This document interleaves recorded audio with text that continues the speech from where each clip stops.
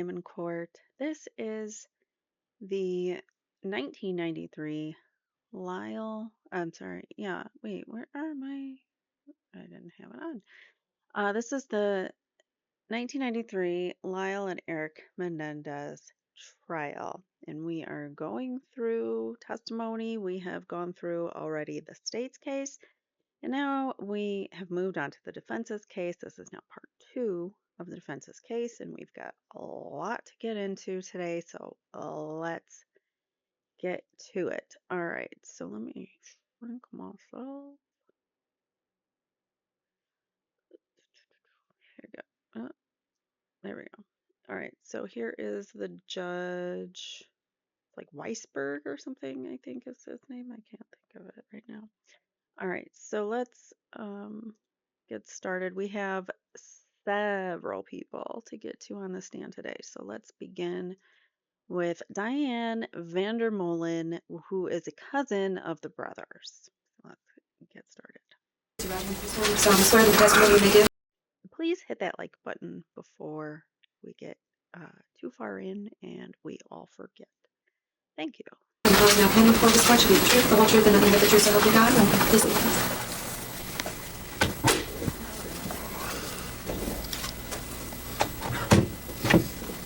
Could you tell us your full name and spell your last name? Diane Marie Vandermolen, V as in Victor, Andermolen. Ms. Vandermolen, are you a little nervous today? Very. I'm not.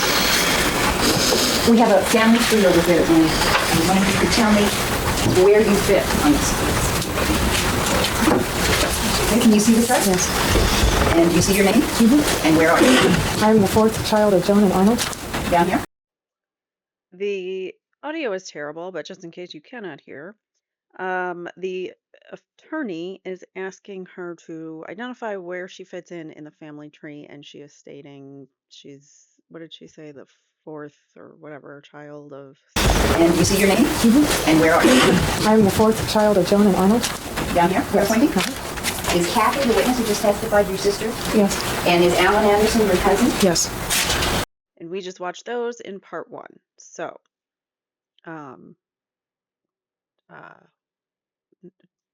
we've been going through look at all these, okay?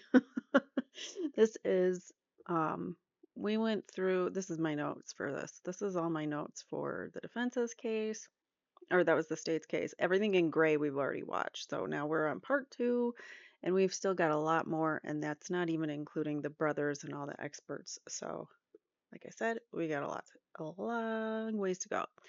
So, part 1, we heard from Alan Anderson and Kathleen Symington, who is her sister. And how old are you? I am 34 years old.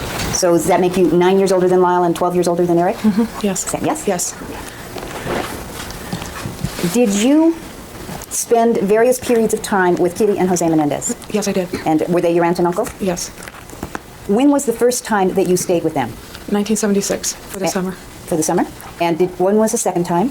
1978. And that also, also for the summer for a little bit longer that time. Okay. And the next time? 1979 briefly. Briefly is? My friend Karen and I came up for. Briefly is how long? Oh, about 2 weeks. And did you spend time with them again? Yes. And when was that? I lived with them from the beginning of June 1982 until July 1983. When you were first invited to stay with them in 1976, how old were you then? I was 16 when I arrived, and I turned 17 while I was with them. I was 16 when I arrived. Why don't you just move a little closer to the microphone? Just move yourself in a little closer if you can, knowing your physical history. Are you pregnant? Ms. Vandermolen, Yes. are you pregnant? Very, very.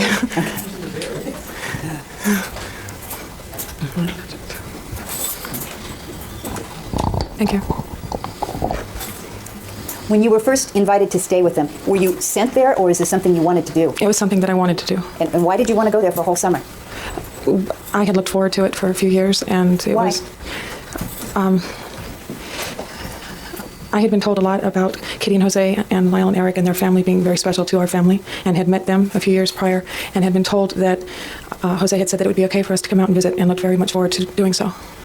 I want to know what that means, that they're very special to the family. Like maybe there was some pressure as to get in good with this side of the family because it seems like they moved around a lot. They moved quite a few times because they were, I believe, from Chicago, and then they were living in Jersey at some point, and they had a house in Jersey, and then obviously California. So I do not know.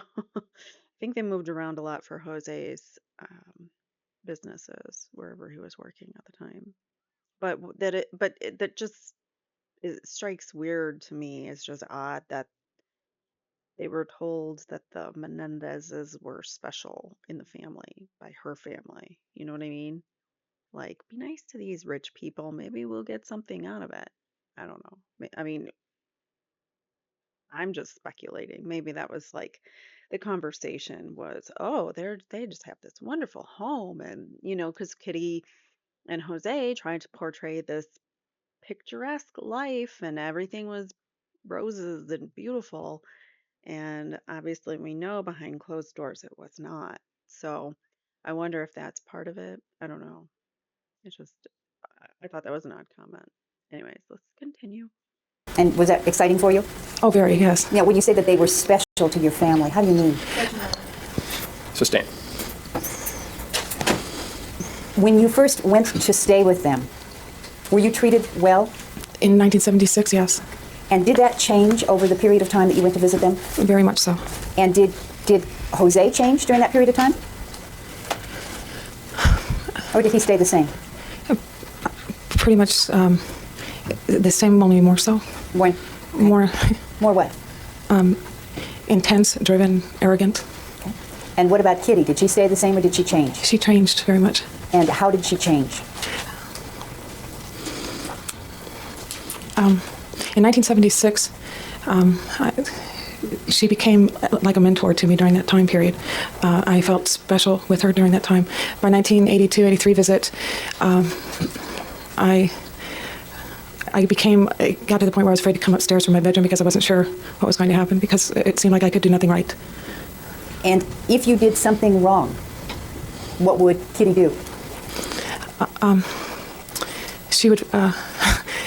This is interesting. So we're now getting to know a little bit more about Kitty's indiscretions here. So this is good because last time I mentioned that she might be a victim of Jose, and that might be some of the reasons as to why she was so loop-de-loo at the end. But I don't think so, because she was complicit in a lot of the things that went on in that house. But maybe she came to the realization she had to in order to protect the boys by staying close. I don't know. I don't know.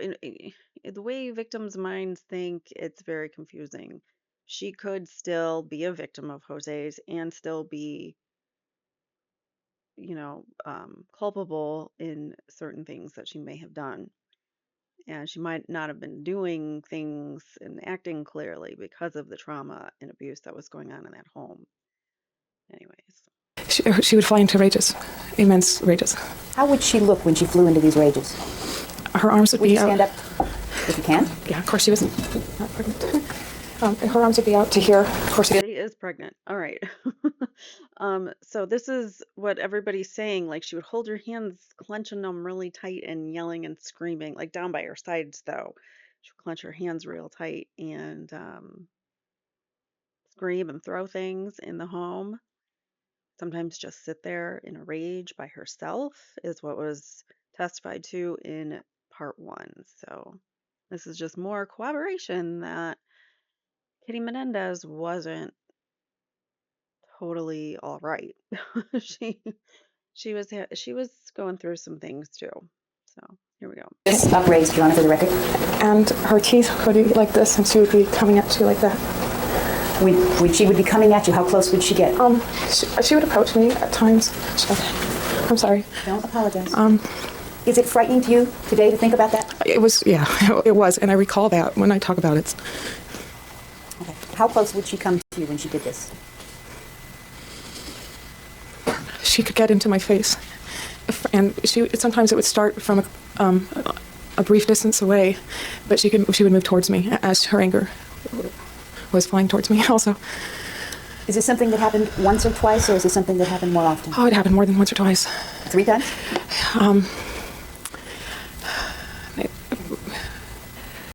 You can tell she's really nervous, but I feel like she's also very traumatized by the situation. I feel like she's kind of reliving some of those emotions back at that moment. What do you guys think?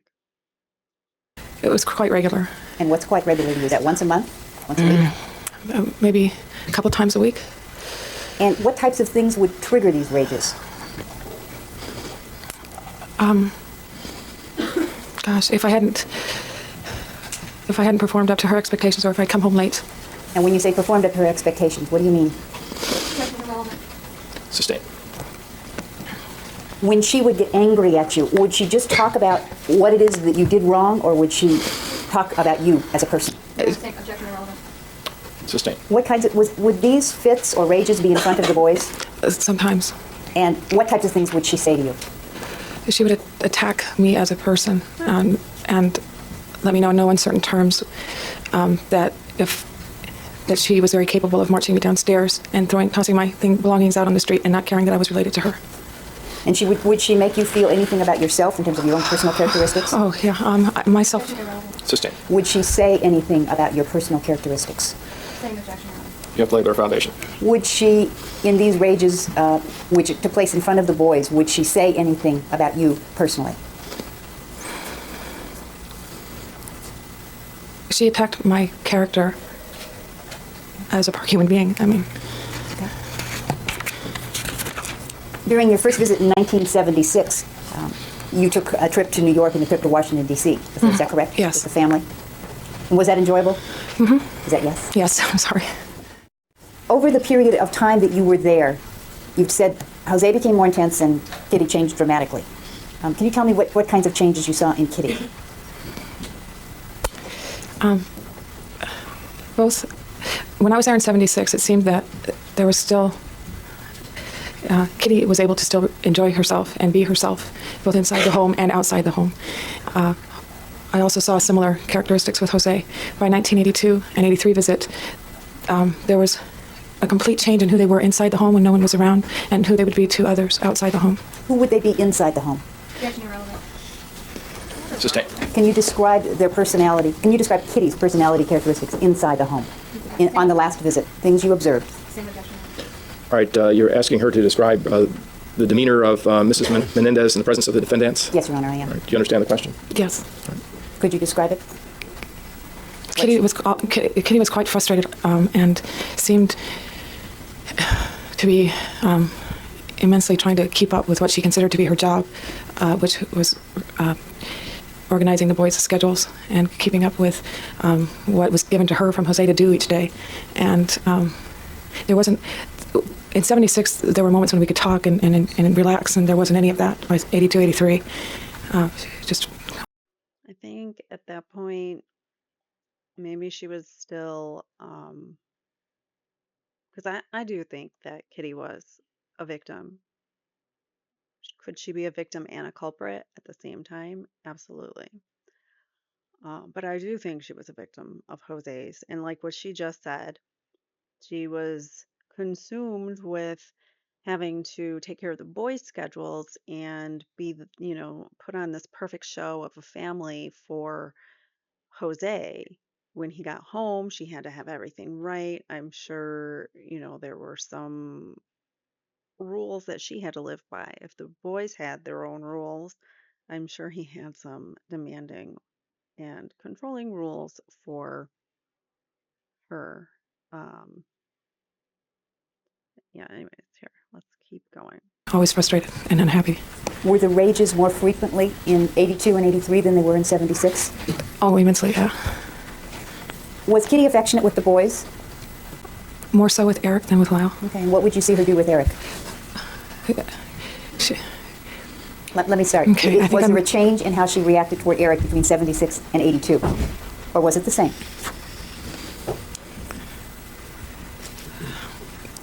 She Was there a change? she became more of his tutor. Was she affectionate with him to the same degree? No, no. What did you see with regard to her affection toward Eric in the earlier visits? For example, there was one time when I'm sorry. I tried to hug Eric one time, and she told me that I wasn't supposed to hug him, that he needed to grow up, that he was being too much of a baby. Which visit was this? 82. So he would have been 11 years old? Yes. Did you see her hug the kids? Not that time. Not an 82, 83 visit. Did she hug them? Did she hug Eric earlier? Yes, she did, when putting them to bed. And what about Lyle? Did you see her hug Lyle? Not during the 82, 83 visit. There was more animosity between the two. Would you see her hug him on the earlier visits? Just when putting him to bed occasionally. And did she speak to them gently using pet names or? No, there were no pet names. Was she caring of them in terms of if they got injured? No, they were supposed to be tough. Were they allowed to cry? Crying was considered a weakness. Was that even for you? Or were you I'd say in general, showing emotion in that household was considered a great weakness that you didn't want to display. And what would happen if the boys would cry? Gosh. They'd either be sent to their room or left alone. Was there a difference between what the family did in private, and I'm talking particularly about the later visits, a difference between the way they would behave in private and the way they would behave in public? Are you referring to Kitty and Jose? Yes. There was a terrific difference between private and public. And what was the difference? Let's do Kitty first. What was the difference in Kitty's public versus her private performance? Let's have the question read back, please. What was the difference as to Kitty first? What was the difference in Kitty's public versus her private performance? Be a little more specific when you talk about performance, Thank please. you. What was Kitty's behavior like in the home versus in public? At home, she was very harried when no one was around, and generally unhappy and just never could quite keep up and frustrated all the time. In public, she would put on a facade, a personhood of who she believes she should appear to be as these. Objection sustained as to the entire answer as a conclusion, and the entire answer is stricken.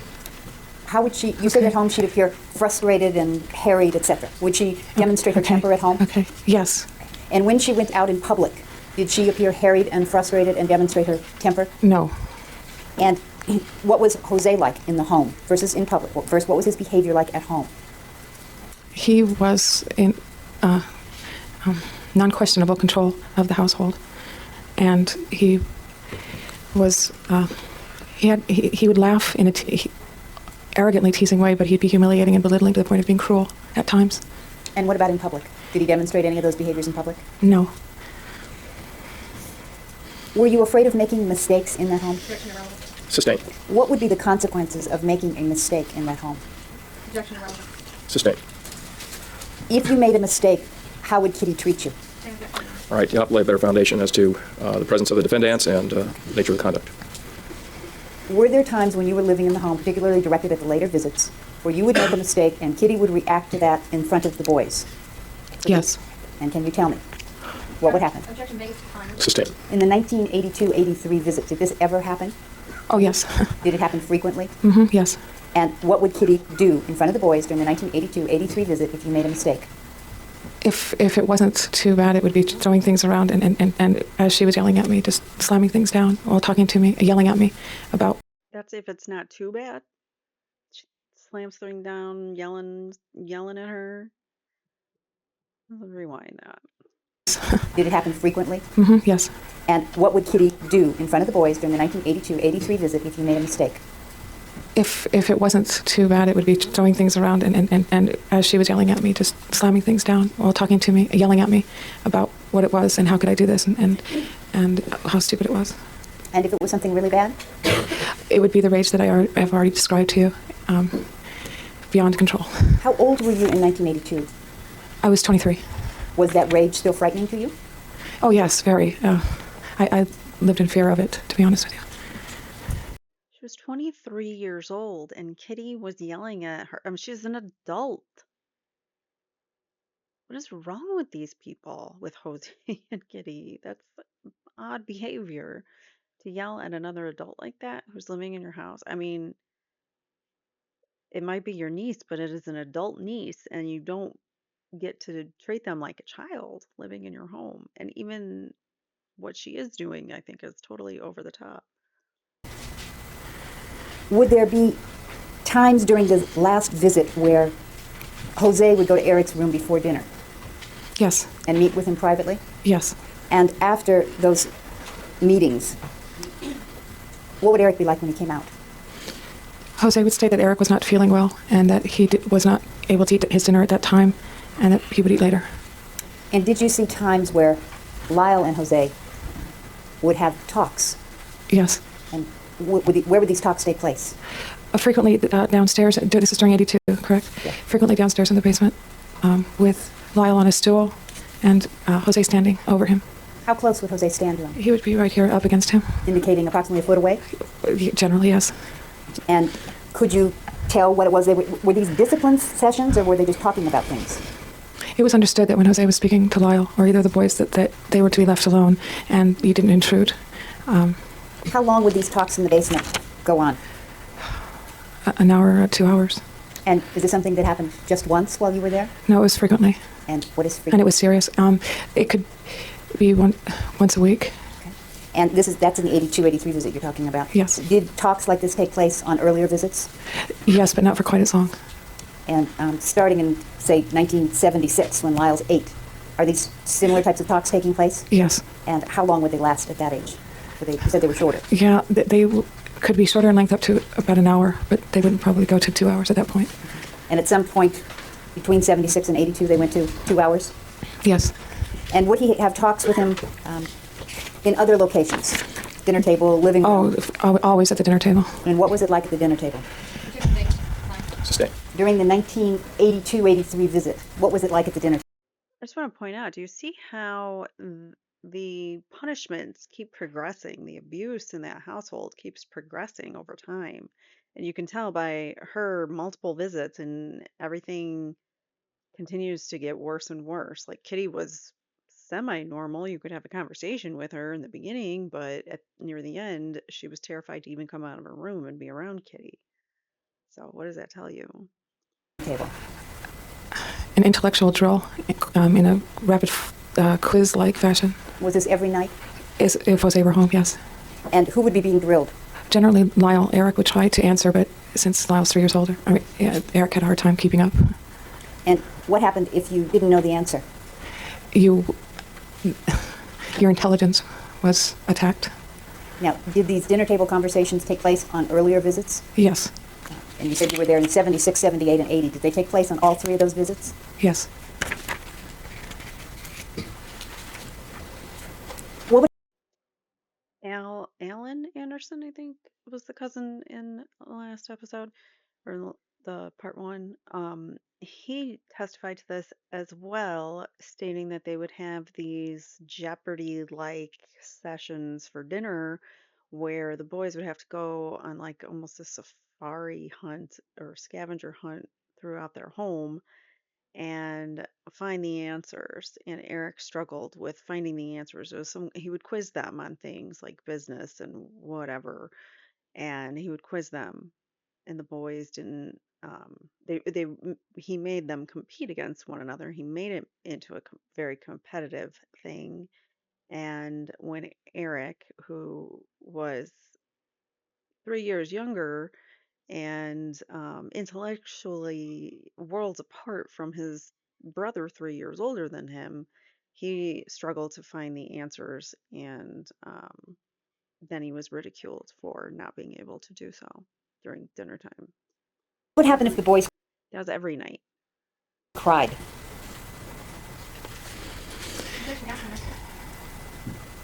Why don't you be more specific?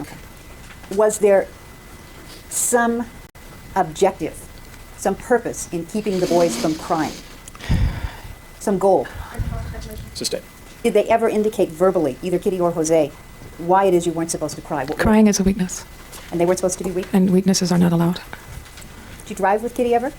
Very often. And how was her driving?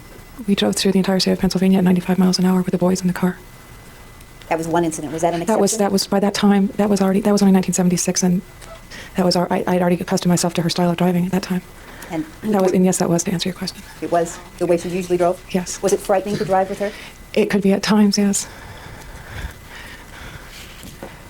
Did it appear that either of the boys cared what their dad thought about him? They both cared very, very much. And how could you tell that? They were always seeking his approval.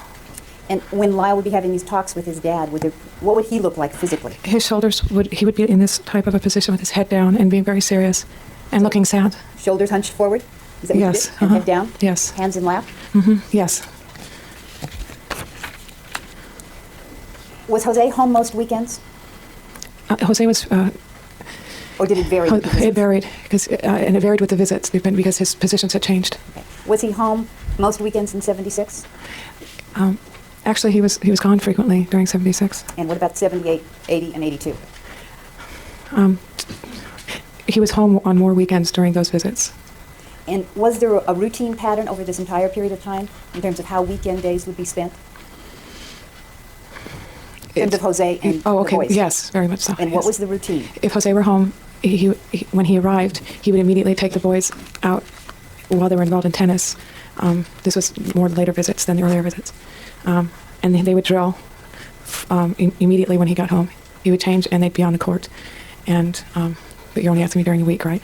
That was the week. Let's do the weekend now. Say Saturdays. What would Saturdays be like? What would the pattern be?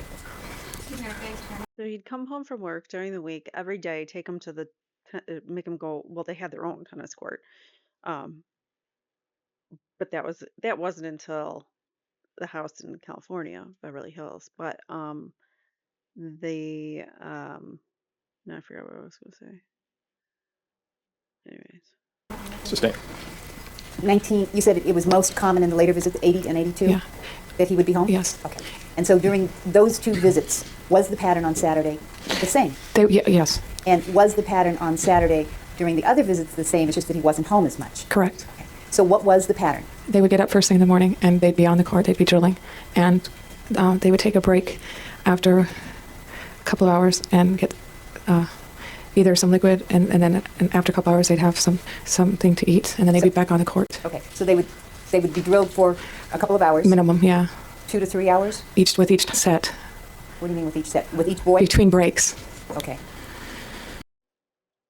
so he was working them very hard at tennis, probably harder than a 11-year-old boy wants to be pushed to be a pro tennis player or whatever the goal was. I don't know. But so Jose would come home from work Monday through Friday.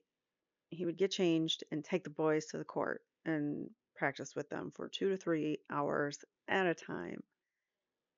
Then on the weekends, when he was home, he would do the same thing. As soon as the boys would wake up, take them to the tennis court and force them to play for hours on end with no food or really a whole lot of water or anything really to drink. And just keep going until you fall, I guess. I don't know. He sounds like a real fun dude. And between the first and the second set of drilling, between the first 2 hours and the second 2 hours, they take a break. Is that right? Yes. And how long a break would they take? They'd storm into the house and storm right back out is how I remember it. 10 minutes, half hour? About 10 minutes maybe. And so then they would have the second 2-hour session? Mm-hmm. Yes? Yes, I'm sorry. And then would that be the end of the tennis? Or No, they could easily go all day long into the evening. And this was taking place even in 1976? Or I don't recall in 76 as much. And they were still in swimming also at that time. and after they spent all this time on the tennis court, what would they do? Would this be late afternoon, early evening by the time they came in? Yes. Okay. And what would they do when they came in?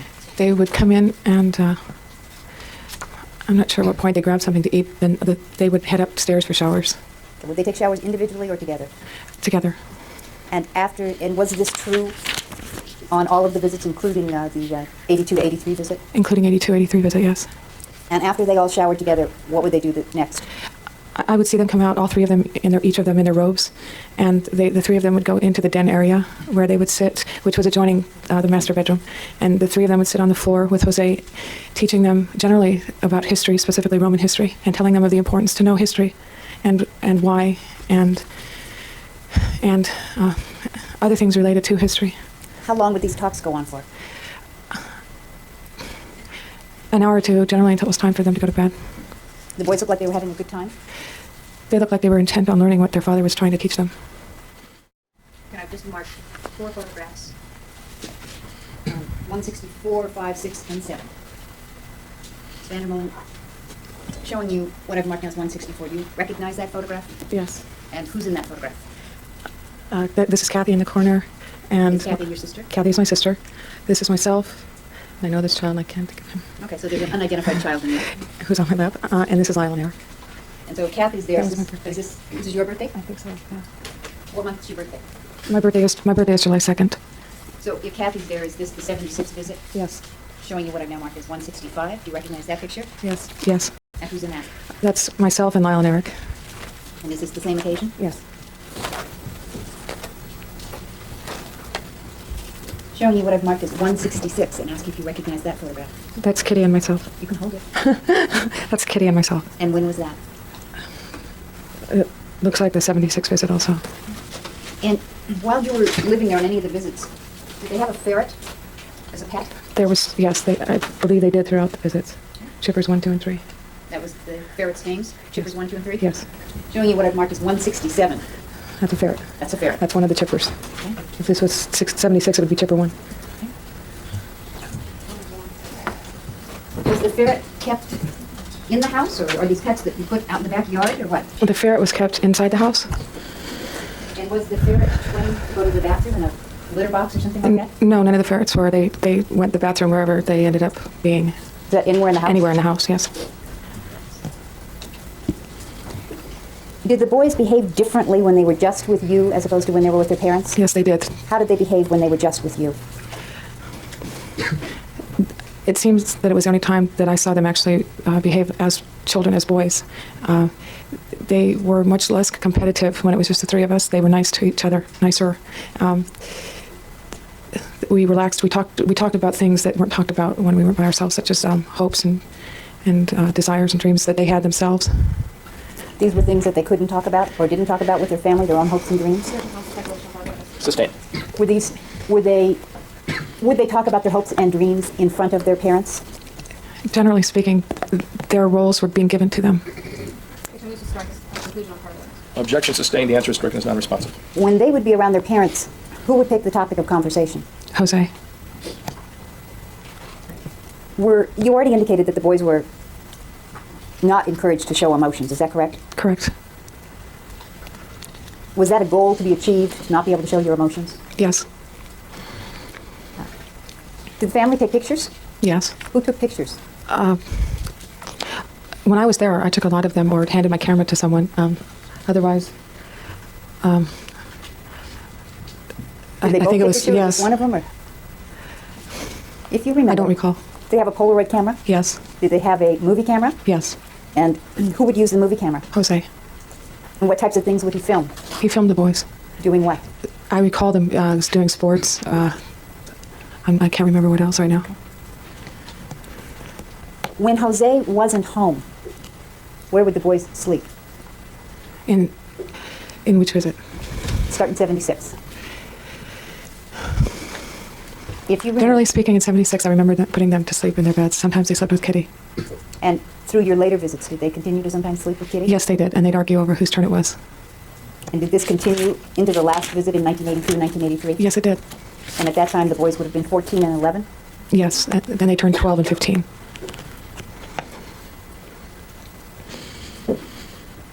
Did you observe anything unusual that happened when Lyle would go to take a bath? Just yes or no? Yes. And when was this? During the 82, 83 visit. So again, where he's 14. Yes. What would happen when he would go take a bath? After he would be in the bathroom, Kitty would tell me that she had to go help him wash his hair. Would she go into the bathroom? Yes. And how long would she be in there? Until she would help him finish up his bath, and they'd come out. 5 minutes, 10 minutes? About 15 minutes.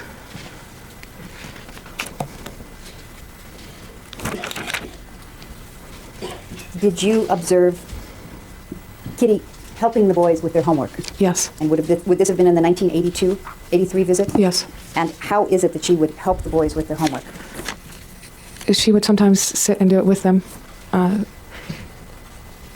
Sometimes she would do it while they were out practicing their tennis. So she would do their homework for them sometimes? Yes. During the times when she would work with them, What were those episodes like?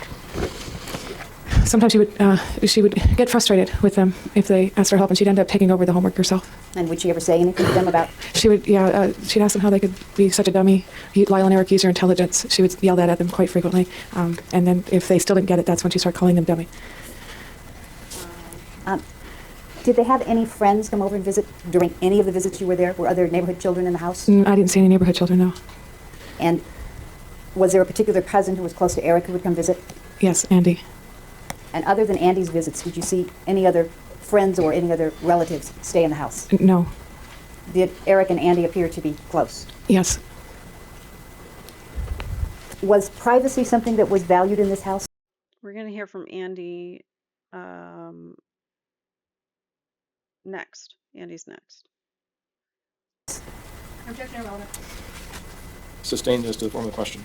Did you see any instances in which there was a disrespect for privacy shown? Yes. Same objection here. Move the striking answer. Objection sustained. The answer is strike. Did you ever see a situation in which Kitty went into Lyle's room and read his letters? Yes, I did. And I was with her when she did that. Here, an objection. Move the strike as being irrelevant. Overruled.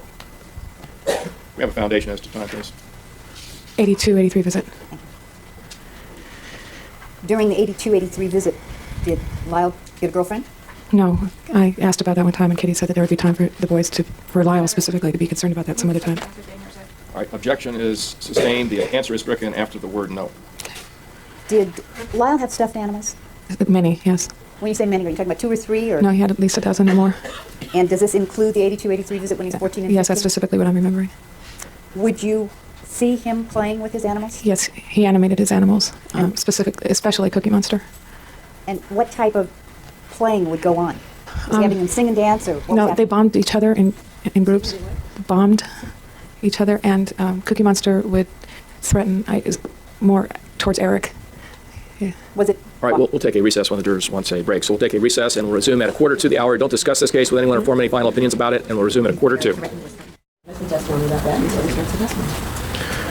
Well, number one, the people did not specifically object to the testimony regarding the swimming or the nature of that activity on grounds of relevancy. And now the defense is offering this film. I haven't seen it, and the people have not seen the entirety of it. All right. Well, she just told me she didn't see it all. Counsel, I heard her say that she didn't see it all, and that's all I'm saying. She hasn't seen the entirety of it. The objection is on the grounds of relevancy. Is that correct? Do you want to articulate it further as to? Yeah, all it proves is that they took pictures of the child swimming back and wasn't driving. And it seems to be irrelevant or unnecessary to show this particular movie to the jury, that's all. Your objection is it's cumulative, or? All right, I'll have to see it, and I'll do it at a more appropriate time. It's 4 o'clock. I want to continue with the examination of this witness. How much more do you have? Okay, and I don't know how you propose, if this was to be played, how you propose to play it. We're not going to darken the courtroom for the purpose of playing it. No, we're not. Well, we're not darkening this courtroom in a criminal case. If you wanted to put this on videotape, you could have done that, and we could have had a VCR with us as well. I don't know why we need a projector. It's one of those devices that people don't see very often anymore. I know it's very old movie, but they can waive their appearance during it showing the movie, so there's no security problem, or they can waive them on. Well, I'll see at the appropriate time. Let's remove the equipment so it doesn't interfere with the rest of the testimony, and then I'll view it at the appropriate time. We still have to do a 402 on the statement that Yes. was highlighted, and I don't know what We can do that right now. Thank you.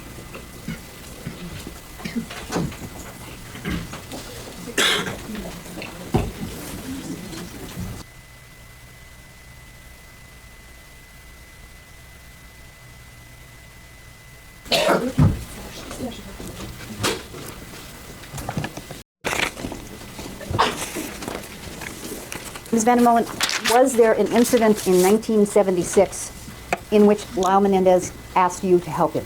Yes, there was. Where did this take place? In my bedroom downstairs in the basement What in time Muncie. I'm sorry. In Muncie. In Muncie. What time of day was it? It was nighttime. And what happened?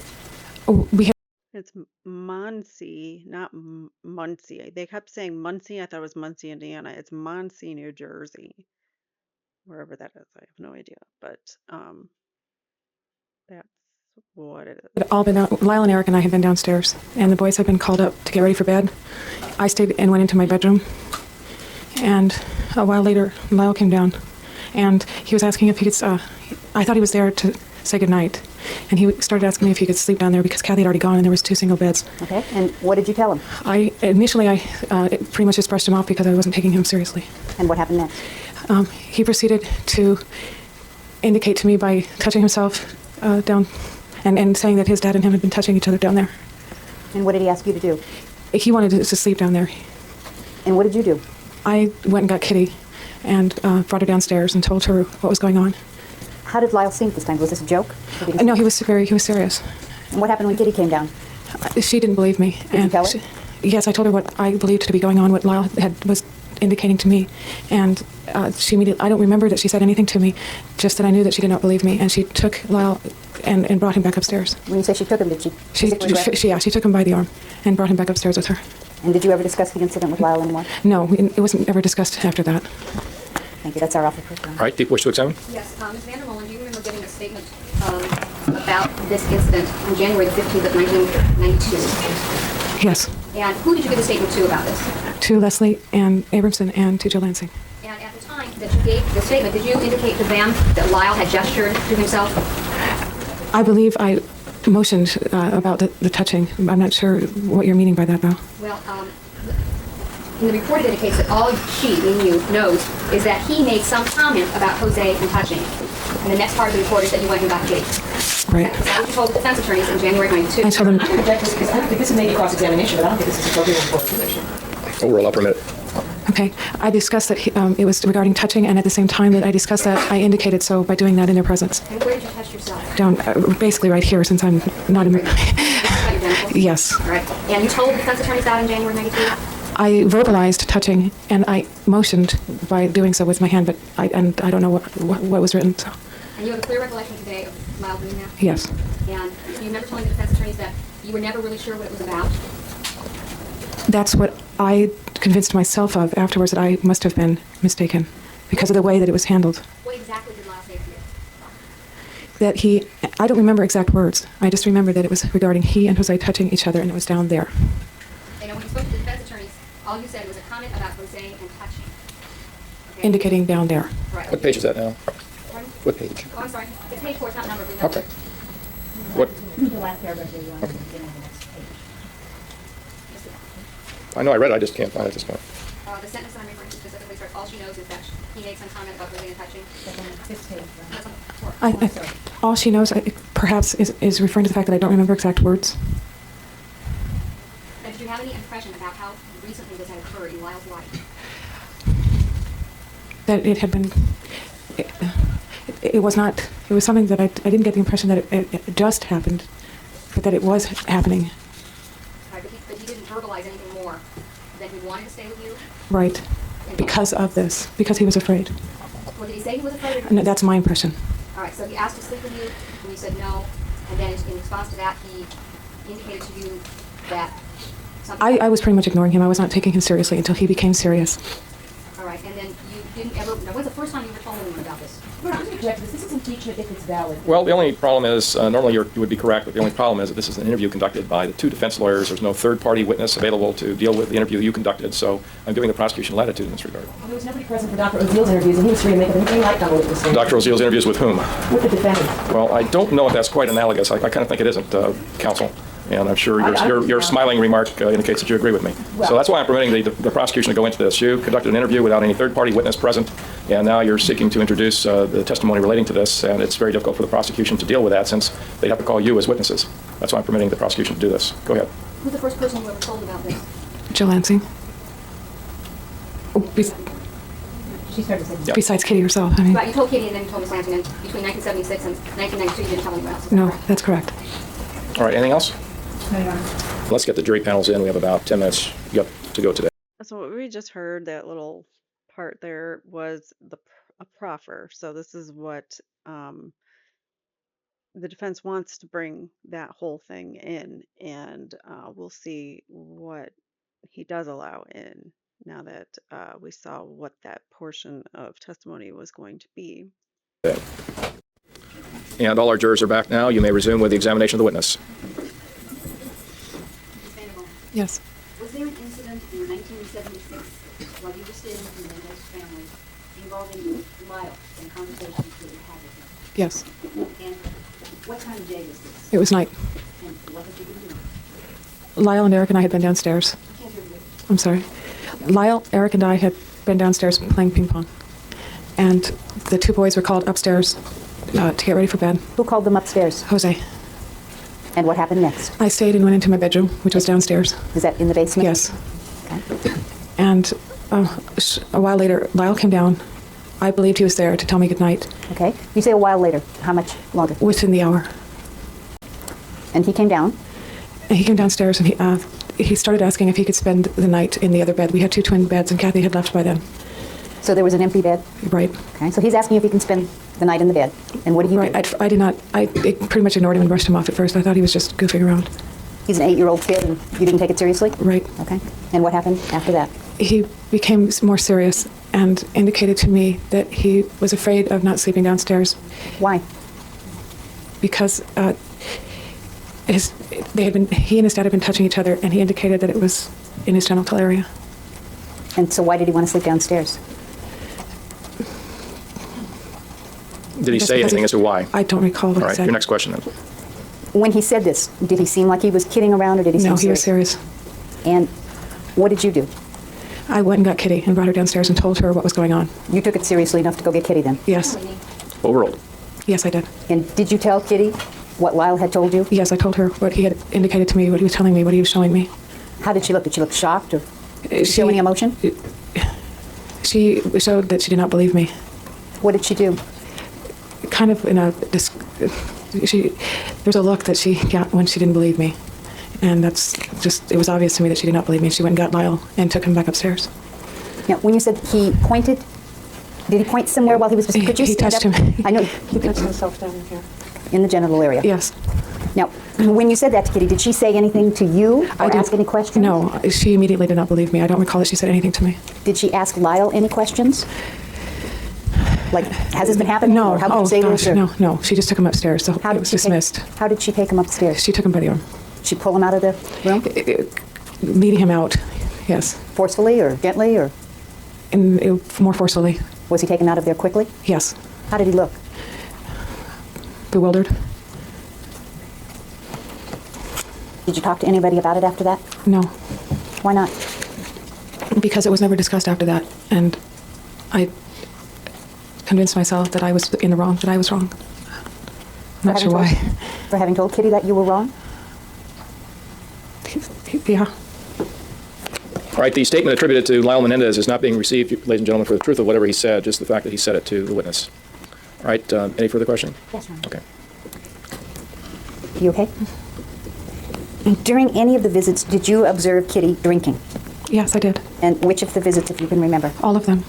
And what would her pattern be about drinking? Would she drink all day long, or when would she drink?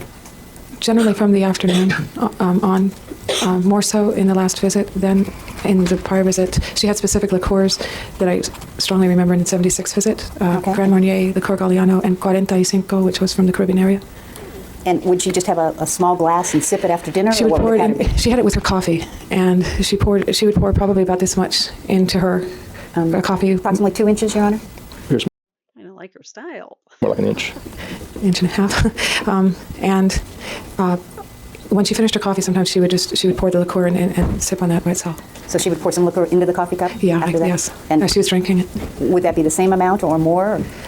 I just recall watching her pour it into the coffee mug after she'd already been drinking it. And this would start in the afternoon? Yes, And did this happen on a regular basis? yes, Would she sometimes have more than just the 1 cup of coffee, and then the second, yes. how many would you see her have? 2 or 3. And was this an issue in the family? Did Jose drink with her? In 76, it wasn't. In 82, 83, she was drinking more, and she was starting to hide it from Jose. And what would Jose do to check on whether she was drinking? Sustained. Would Jose say anything to her about her drinking? He was... Unless it was said in front of the defendant's objection sustained. Was it said, were there Yes, ever it any was. discussions in front of Lyle and Eric about her drinking? Yes, And what they were were brought into them. He would tease her about it. And tease her in terms of it's gentle teasing, it's a family joke, it's tolerated, or was He said whatever he said, and he was always laughing, but it was generally a belittling type thing that he was saying, but he was always laughing. It was just his way. would he laugh when he was saying serious things? Yes. And was there anything about his laughter that made it seem less serious? It was sometimes difficult to know whether he was serious or not because of his laugh, and I can't imitate it. But How many times did you hear him talk to Kitty about her drinking in front of the boys? several times throughout the last visit, 82, 83. Did you find that in your first visit, Kitty seemed to be pleased with you, pleased with who you are, what you did? Sustained. It's foundational. Well, let's get to the, Did there come a period of time when Kitty became critical of you? what time frame are you talking about? Oh, that's what I need to ask. All right. Again, it has to be something that occurred.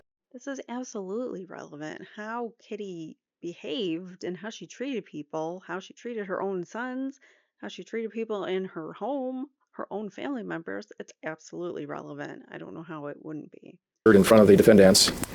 Did there come a time when Kitty was critical of you in front of Lyle and Eric? 82, 83, very much so.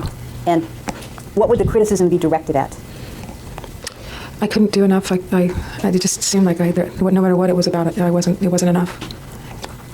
You talked about the difference between how Kitty and Jose behaved in private versus how they behaved in public. Is that right? Yes. And did you ever go to any family functions during any of your visits with the Menendez family? Yes. And did you go more than once? Yes. A number of times? Yes. And would there be meetings or talks to you before those visits in terms of how you were to behave? Yes, in the presence of the boys. And would the boys get these same talks? Yes, it was basically a family discussion at the table as to what was allowed to be discussed with others, particularly family, relative members. Okay. And what things, were there things that could not be discussed, you were not to disclose? Their school performance, especially Eric's at the time. Was Eric having trouble in school? Yes, and that wasn't supposed to be known. And also, if they hadn't done well in a particular event, it wasn't supposed to be discussed. Now, Wasn't supposed to be known, wasn't supposed to be discussed. It's like any blemishes on the family name you have to hide. Eric's not doing well in school, keep that quiet. You know, there's all this mistreatment of our children, keep that quiet. But let's put on this picturesque smile and show for everybody else that's out there in the world. It was because of the competition. competition? Right, because of the competition. Objection sustained. The last part of the answer is stricken. And how much longer do you think you have, this witness? I probably have another 20 minutes, Your Honor. Okay, we'll take a recess and resume tomorrow at 9 o'clock. Ladies and gentlemen, don't discuss this case with anyone. Don't form any final opinions about it. And we'll resume tomorrow at 9 o'clock. Witness is ordered to return. And would you say your name again for us? Diane Marie Vandermoor. All right, I'll remind you, you're still under oath. You may continue your direct examination. Good morning. Ms. Vandermolen, we were talking yesterday, late in the day, about the incident in which Lyle came down to your room and told you about what was happening with him and his father. Is that correct? Yes. And was that in 1976? Yes, it was. Your Honor, I have two exhibits, additional exhibits I'd like to mark.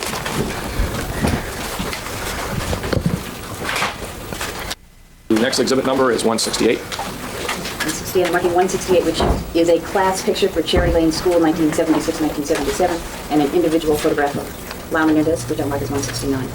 Ms. Vandermolen, showing you these two photographs. Do you recognize who that person is? Yes, it's Lyle. And does this appear to be the age that he was at the time that he made the complaint to you that you told us about? Yes, pretty much. After that incident, when is the next time you ever talked about it? January of 1992. And who did you talk about it? To yourself. And where was this? In Denver. Is that where you live? Yes. When the boys were growing up, were they given any lessons regarding the importance of their family heritage? Yes, they both were, by both Kitty and Jose. Jose used to talk about the special heritage that they were descended from and their need to carry on that heritage and to live up to it. And also Kitty used to talk about the special family that we came from and the importance of it. And was there any emphasis on particular future plans? You should contribute to humanity or be an artist, or what was the goal that was given for these boys in terms of what they should do with their life? Above and beyond anyone else. That's as close as I can. It was... Okay. And were things like money and houses and cars and friends important? That was a given. What do you mean that was a given? That was what was going to be their future, was all of that. The status, the highest status, the highest, the biggest, the most. And were these values that you saw reflected in the parents in front of the boys? With everything they were doing, yes. And were they given instructions regarding choosing friends and what kind of people were the right people to have as friends? Yes, I remember specifically at the dinner table, Jose and Kitty telling the boys how sometimes they may not like it if they chose who they could spend time with or not, or who their schoolmates could be they could be friends with at school, but that they had to understand how important it was that these friends they would become known by them, and their life would be influenced by them, and how important it was that they direct themselves, even from a very young age, to be with the right people. And did Kitty and Jose seem to incorporate that in their own lifestyle as well? Sustained. Did Kitty and Jose ever talk about their own selection of friends in front of the boys? That is, the parents' friends. Sustained.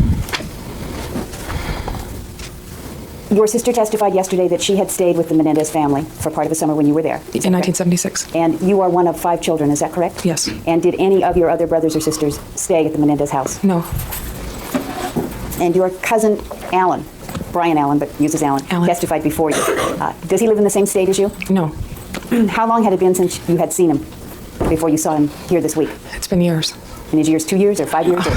I saw him in Princeton at the funeral, and prior to that it had been when my son was born in 1984. You talk to him regularly on the phone? No, we do not. And do you see your sister on a regular basis? No, I do not.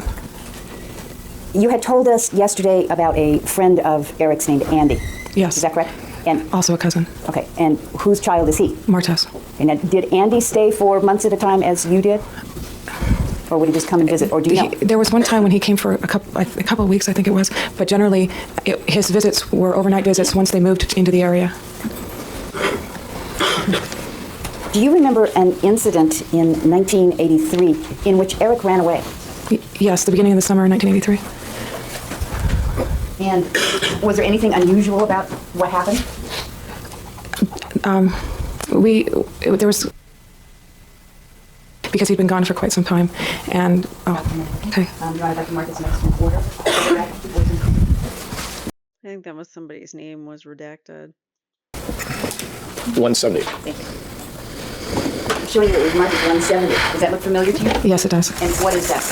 That is a picture of Lyle and Eric in their canoe on the lake that they lived on. Okay, now, was this a lake that was near their house? Yes, their property bordered on the lake. And you indicated that Eric ran away and there was a panic. Yes. And did you have anything to do with it? They, in looking for him, They. oh, I'm sorry, Kitty and Jose, discovered that the canoe was missing. Okay.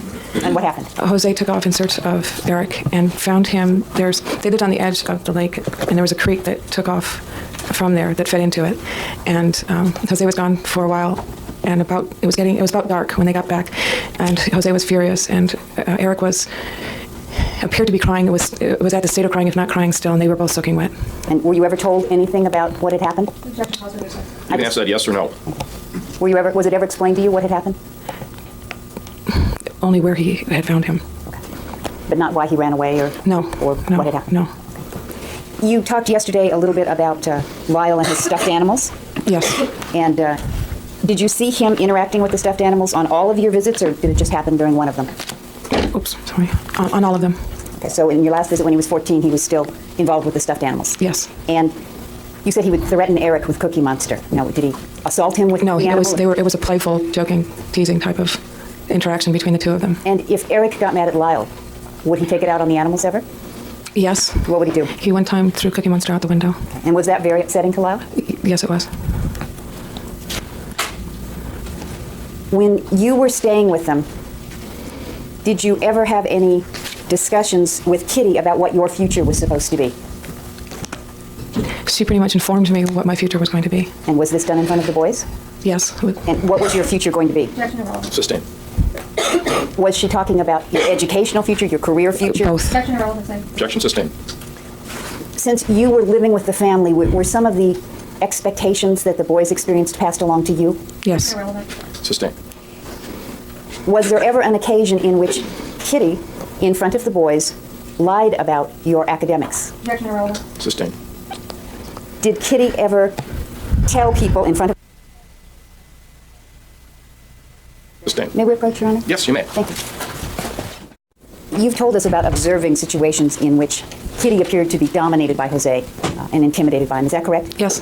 Now, was that how she behaved with other people in front of the boys? No. And how would she behave with other people other than her husband? She always gave the appearance of being in control. And being the authority. I'm sorry. Of being the authority with the boys, with other people. One more time. Being the authority with the boys, with other people. Thank you. Did she seem to have a strong personality? Yes. Call for speculation, just like. Can you be more specific as to what you're referring to? Objection sustained. The answer is stricken. Did she appear to have her own views and to express them without any reservation? Yes. What time and what interaction or During relationship? any of your visits, did you observe her in the presence of the boys express strong opinions, have strong views? Question vague as to whether or not Mr. Menendez was there. No, this is out of his presence, Your Honor. Okay, that's what I was asking. Yes, out of his presence. Do you want me to ask you the question? Yes, please. Did you observe in any of your visits, and I will ask you which visits later, Kitty expressing strong views, being a dominant kind of person when Jose wasn't there? Yes. Now, was that an unusual occurrence, or was that what happened all the time? That was how she was without him in her presence.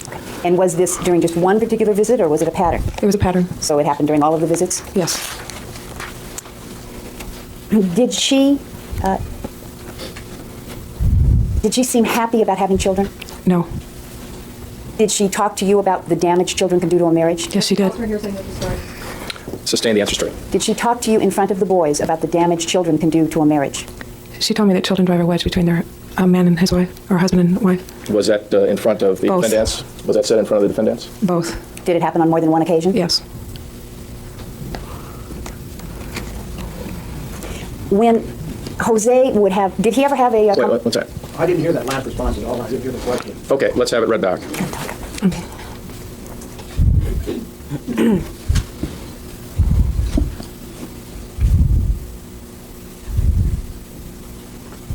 Question, did she talk to you in front of the boys about the damage children can do to a marriage? Answer, yes. She told me that children drive a wedge between a man and his wife, or a husband and wife. The court was that in front of the defendants? Answer, both. Thank you, Your Honor.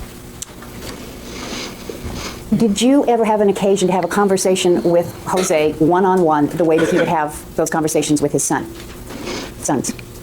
There was one time when he was dropping me off on his way to work at the bus. Okay. Objection sustained. The answer is straight. Okay. Was there a particular form of physical behavior that would take place when Jose was talking to someone? Yes. And Overruled. did you observe this when he was having conversations with his sons? Yes. And did that ever happen to you? Did he ever have conversations with you one-on-one where there was a physical sense? Yes. Okay. Can you describe for me what it was? How would he sit? How would he look? First of all, the first thing that comes to my mind is that his head would look down at you, and that there was this sideways glance. Would he be close to you? Or close to He would them? turn his head into you, depending on where you were sitting, yes. And would there be a difference depending upon who was speaking, whether he would look at you or look away? If you remember? Would he look at I'm you? not sure I understand the question. When he was talking to you, would he look at you? Very irrelevant. Talking in general or specific instances or what? Well, do you remember any specific instances He would look away. when he was talking to you or when you were talking to him? Have I confused you thoroughly? Yes. During a conversation, he would speak and say one of the boys would speak, Mm-hmm. okay? When Jose was speaking to one of the boys, would he be looking at them? Yes. When the boys responded or when you responded, would he continue to look at you or would he look away? Question irrelevant. Let's confine it to conversations with the defendants. Okay. Form of the question. If you saw. Do you understand the question? Yes. He would continue to look at them. Okay. And was there something very intense about these conversations? Objection, call for conclusion on part of the irrelevant. Well, it's also vague. Objection sustained. During the conversations you observed with the two boys, with Lyle and Eric, did the conversations appear to be of a lighthearted nature? People were joking, or did they appear to be very serious? How No, did they it was appear? serious. Well, objection sustained. The answer is stricken. And again, it's vague. We're talking about every conversation, what time frame, things of that nature. During any of the visits, did you see one-on-one conversations between Jose and either of the boys? Yes. And did these occur on a regular basis? Yes. And when they occurred, were they always the same mood, or were there different types of conversations like this? There were different types, but generally, in the context that we're talking about, they were serious, and the boys were intent on paying attention. And was it the type of situation where you could interrupt or join in? No. Do you remember anything about a belt that was a particular object in that house of some importance? Question after answer. I haven't asked this witness about the belt, Your Honor. I believe you have, but objection, if you have something else to go on with this witness, I permit you to explore it. Do you remember you remember the belt? Yes, I do. What do you remember about the belt? I remember seeing it always sitting doubled over. It was doubled over and then lapped over on the top of Jose's dresser.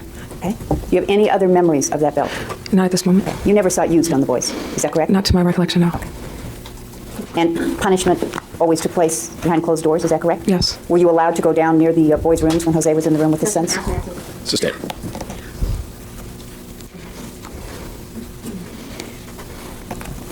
Do you think you were treated badly in the later visits that you had with this family? Sustained. Your Honor, it's foundational. When you left in 1983, were you still on good terms with the family? I was extremely unhappy. And did you ever ask to go back? No, I did not. And did you, after you left, engage in some activity which you thought would have met their approval? Objection irrelevant. Sustained. Was their approval of you important even long after you left? Yes. Objection sustained. The answer is stricken.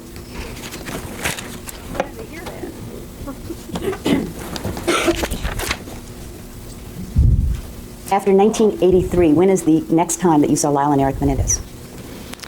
At the memorial service in 1989. Thank you. I have nothing further. Wait, can I have the last question reread, please? Not the answer to this question. Oh, yeah. Please, yeah. I've already asked. Thank you. Right. Your Honor, we do have the video, that 8mm has now been put on video. And Okay, well, let's have the examination here first, and then we can come back to that. All right, is there any further direct examination on behalf of Eric Menendez? No. All right, cross-examination. Ms. Vandermolen, I believe you've indicated that you had approximately 4 visits in the Menendez home. Is that correct? Yes, it is. And the first one was 1976, and it was something I think you testified that you had been looking forward to. Yes. How would you categorize your stay that summer? Did you have a good time or a bad time, or was it mixed, or how was it? That summer it was a good time. Okay. Were you treated well by Mrs. Menendez that summer? Yes. And how about Mr. Menendez? Did he treat you well? I really did not develop a relationship, whether I can comment on that. Was he around a lot during that summer that you recall? He was frequently gone on trips, business trips, during that time. And when he was gone on business trips, would that be during the week, or would it include weekends, or can you recall? It's tough to recall. I remember that he was gone a lot that summer, and there was really not that much interaction between he and I that summer. Now, your sister was with you that summer for a period of about 2 months, is that correct? Yes. Did your sister ever complain to you about not being happy there that summer? Yes, a lot. But you were happy, correct? Yes. And you went on trips during that summer? Yes, we did. To Washington, D.C. and to New York? Right. And did you have a close relationship with the defendants during that summer as well? Yes. Did you spend time with them? We did things together. Did you ever do things together with either one of the defendants without the parents being present? In other words, did you play with them or talk with them? Or? Yes. Okay. And so during that summer, you had a separate relationship with the defendants that did not always include the parents? Yes. Were you loving towards them? Yes. Did you ever hug them or kiss them or anything? To the best of my recollection, yes. Right. Then I believe when you left in August of 1976, you went home to where? Where did you? To Arizona. And then in the summer of 1978, from June the 1st until the 3rd week of September, you were again at the Menendez home, is that correct? Can you repeat the question, please? All right. Between June 1st and the 3rd week of September of 1978, that was your second visit. Is that correct? Yes. So it was 2 summers after your first visit? Yes. Was that in the same house, or was that in a different house? That was in a different house. And was that the Princeton Junction house? Yes, and then we moved into the Pennington house. How would you categorize your stay during that summer? It was more or less a working, Kitty had a carpet cleaning business that I was employed in, and we were also busy making decisions on the house that was being built in Pennington and moving into it. All right, so you were actually employed that summer, is that correct? Yes. And what year were you born in? 1959. So you were being paid, is that correct? Yes, I was working approximately 20 hours a week. Now, when you returned that second time in the summer of 1978, were you looking forward to going back? Yes. Then I believe the third time you stayed was the following summer, but it was only for 2 weeks, is that correct? Correct. During your second visit, how would you categorize your time there? Did you have keeping in mind that you were working, did you still have a good time, or did you have a bad time, or? I'm pretty neutral on how I felt either way. All right, now, between the summer of 76 and the summer of 78, did you have any other contact with the Menendez family? In other words, did you ever visit or speak with them on the phone or anything like that? I spoke with them on the phone, yes. Were you invited back for the summer of 78? Yes. And at the time that you were invited back, did you know that you would be working in the carpet cleaning business? I don't believe I did. Who paid your way from Arizona to Princeton? Do you recall the second summer? My mother probably paid it. It would have either been myself or my mother. And you were about 19 years old that summer, is that correct? Yes. Then the third week, I believe, when you went to the third summer when you went in 1979, did you go with a friend? Yes. And were you invited that time? We asked if we could come, and we were told yes. And that was a girlfriend of yours named Karen? Yes. And the Menendezes allowed you to come and stay for a couple of weeks? Yes. Now, during the first, the second, or the third summer, did you ever get charged rent or anything like that? No. You were a guest? Yes. The third summer, did you have a nice time while you were there, the 2 weeks?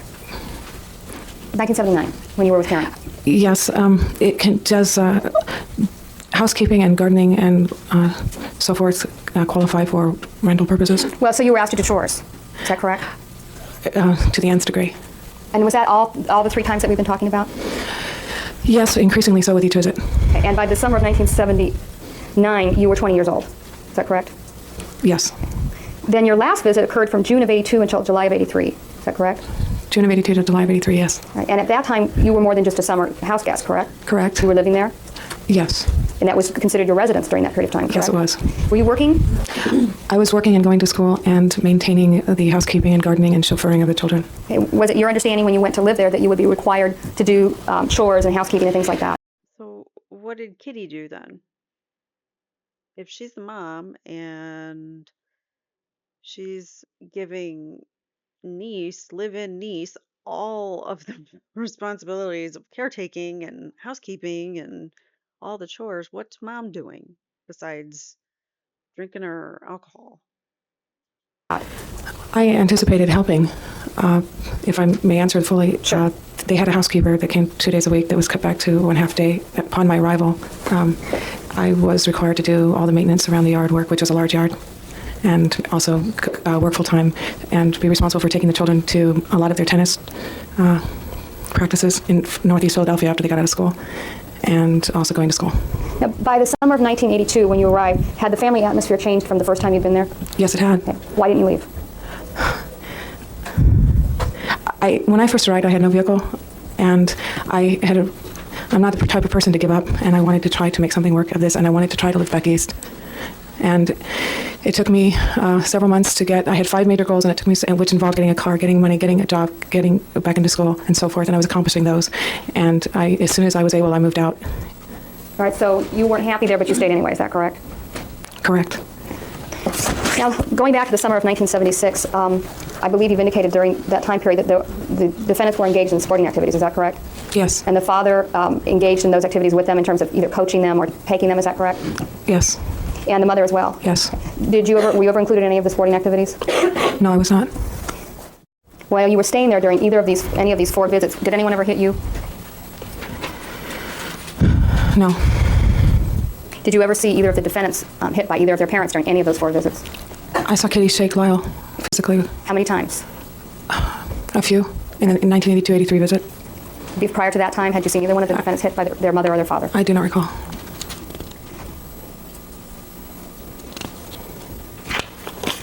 Did Mrs. Menendez appear to be under more stress as the years went on? Yes, she did. And was her behavior different around her husband than it was around you when you were alone? Yes. Did she appear to have an equal relationship with her husband, or was there an inequality that you could see? He was final authority in the household. She tried her best to stand her ground. I believe you indicated that her personality when she wasn't around her husband is that she had opinions and things like that. Is that correct? Yes. Okay. With her husband, was she equally as strong-willed or opinionated?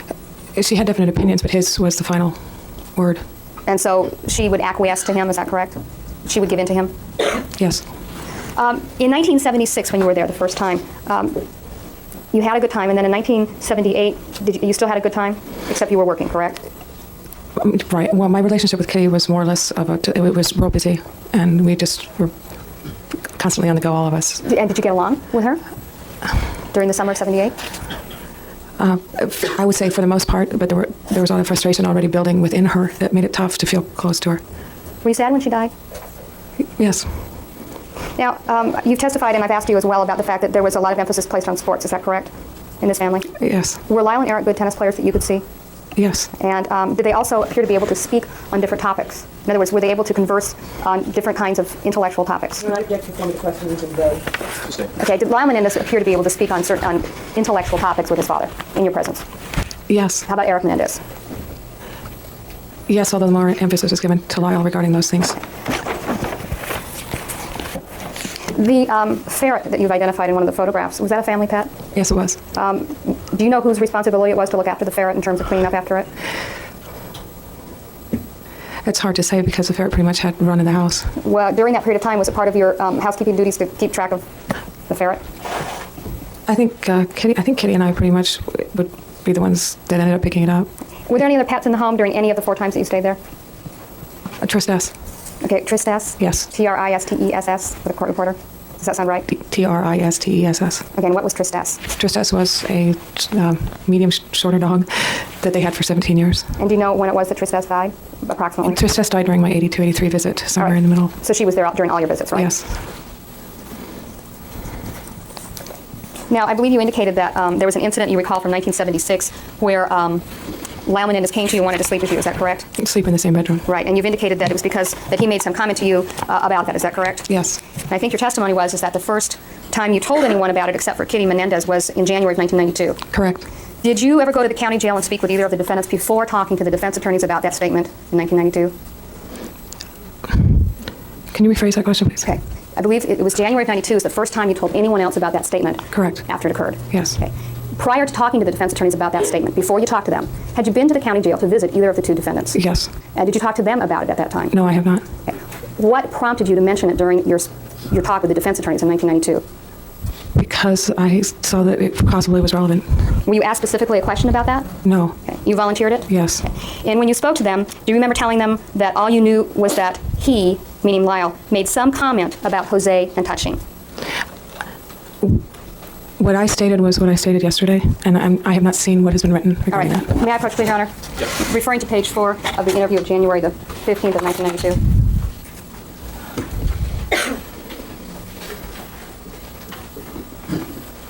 Okay, I'm going to ask you to read everything that's in yellow, okay? It goes over to the next page. Pull this out. Problem is she didn't say it and it's in the report somewhere. So she did say it, it's not reported. Said, but not my exact words. All right. This appears to be a paraphrasing and a summation of what I said, but not my exact words. All right. The report doesn't indicate anything about you gesturing towards your genitals. Is that correct? This does not, no. All right. And in the, Although I did. All right. All right. So you did, but the report doesn't reflect that. That's correct, right? Correct. And as far as on the second page, page 5 of this, it says Diane said that she really was never sure what that was all about. And whenever she had suspicious thoughts about it, she just convinced herself that she had misunderstood or that maybe she wasn't remembering it correctly. Okay. Is that what you told the defense attorneys? Let me read this again. Okay.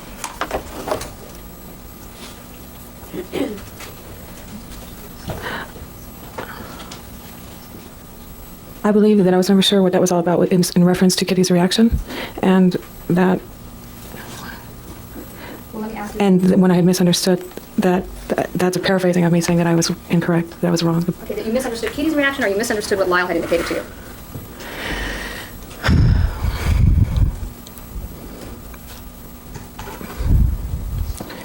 Basically, that I had misjudged the whole situation, and that I didn't want to think about it. Now, after you heard about, or after this was told to you in 1976, you went back to the Menendez household 3 more times, correct? Yes. Even though you were suspicious about what had happened in 1976. Objection, argumentative. Rephrase the question. Did you, when you went back to the house on the 3 subsequent occasions, did you just put that out of your mind, what had happened? Yes, exactly. Now, let me have a moment, please. Yes. Yes, sure. All right.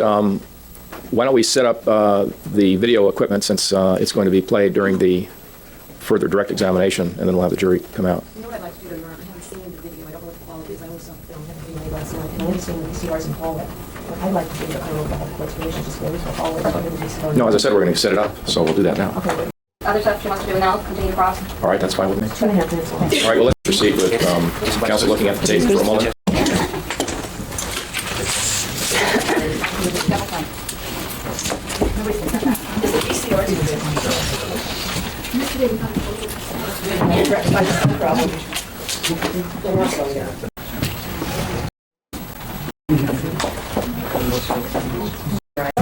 As it is, and if it's received as an exhibit, then if they want to have it replayed, they can do it at that time. Your Honor, Mr. Coriana and I can move over maybe once.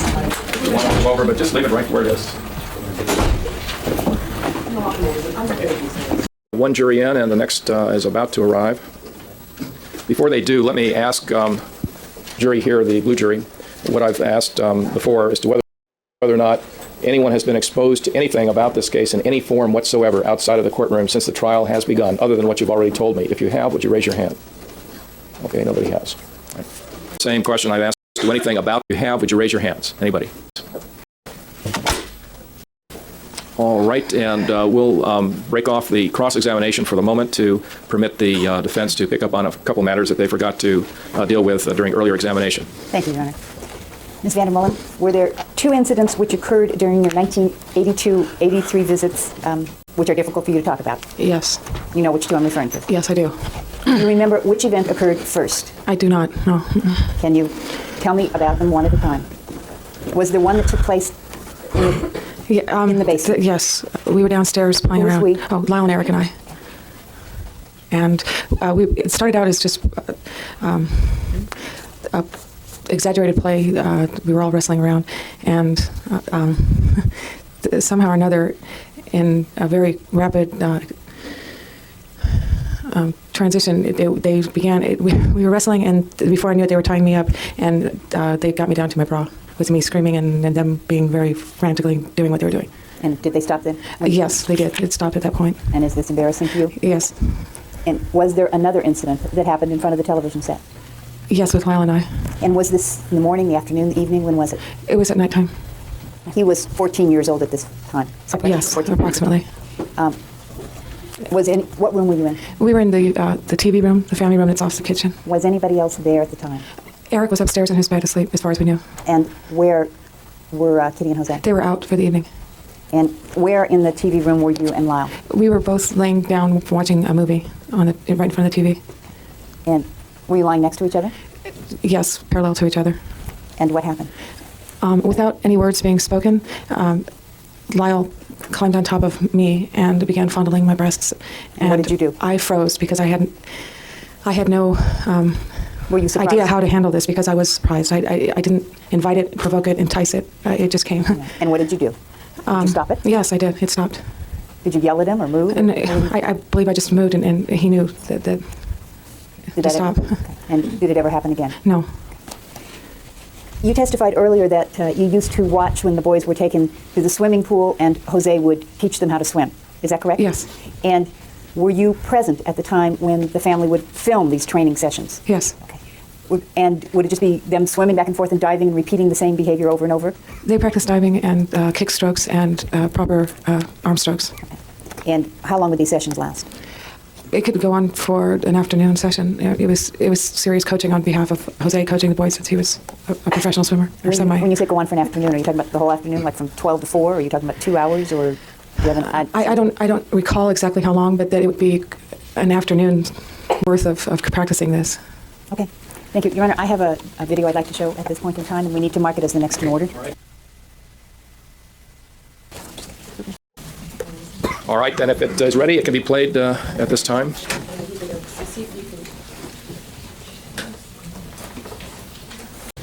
Then it would be in the... All right, the tape has been played. Well then, right, if anybody has difficulty seeing it, if this is received as an exhibit later in the trial, then it would be in the jury room, and the jury would be able to see it as well at that point.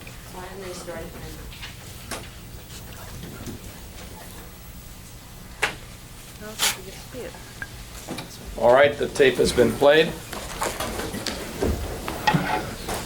Your Honor, I believe there to be a stipulation that this is a film that was made during 1980 of Lyle and Eric in the swimming training sessions. Is that stipulated by both defendants? Yes, sir. All right, any further examination of the witness? No. Ms. Vandermolen, did you recognize Yes. the people in that film? Yes. Who did you see? Jose and Lyle and Eric. All right, did you have further cross-examination? Yes, Your Honor, another 6 pieces of paper I'd like to mark collectively as Exhibit 172. 172.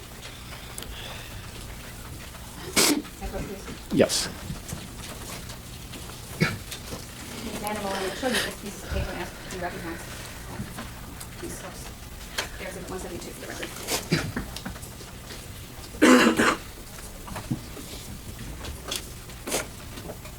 Recognize them? Yes. And are these visitor slips that you filled out to visit both of the defendants, each one 3 times in 1991? Yes, Maria and I. All right, on one occasion it's here. Could we move the microphone in? I'm sorry. Yeah, why don't you get yourself set up? And I didn't hear the answer. That was for more than just your visit? Someone else was with you? Yes, Maria, Maria? the boy's grandmother. Was that on each of the 6 visits? I was staying with her at the Calabasas house the week that I came out with my son, and we brought my son she and I and my son came out because the boys had met my son. They didn't know he existed until '89. So it was important to me to bring him.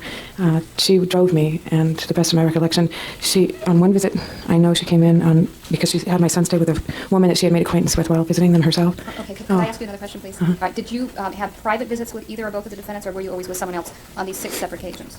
Do you know? Marie and I both went, and sometimes she came in, sometimes she stayed out. All right. Do you remember what month it was in 1991 that you had these visits?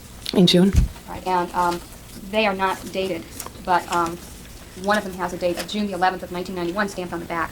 Does that refresh your memory as to about what date it was? Sure. What were the 3 days, if you recall? That week, I guess it appears June 9th, June 11th, and June 12th. Okay. Now, I believe you just testified when Ms. Lansing just started asking you questions again that two incidents occurred during your 1982-1983 visit. Is that correct? Yes. When was it that you told anyone on the defense about those visits? Do you remember? I think that they asked me if I recalled them, to the best of my... When you told the defense attorney, who was it you told? Let me ask you that. Jill Lansing, to the best of my knowledge. And was that before the January 15th, 1992 discussion? I don't recall. Well,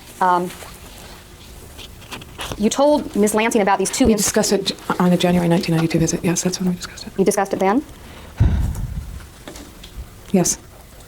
And if I were to show you the report and there's nothing in the report about that, would that refresh your memory as to when you told her? I'm going to get his date.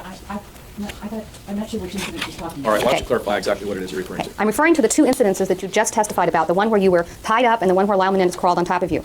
Okay, those two incidences, when was it that you first told the defense about them? I do not remember. How many interviews did you have with the defense attorneys in this case? I interviewed with them in January, and I've interviewed with them since I've been here. And so January of 92 was the first time? Excuse me, Your Honor, I believe Ms. Lansing's shaking her head. All right, your question, please. Do you remember when the first time was that you talked to the defense attorneys?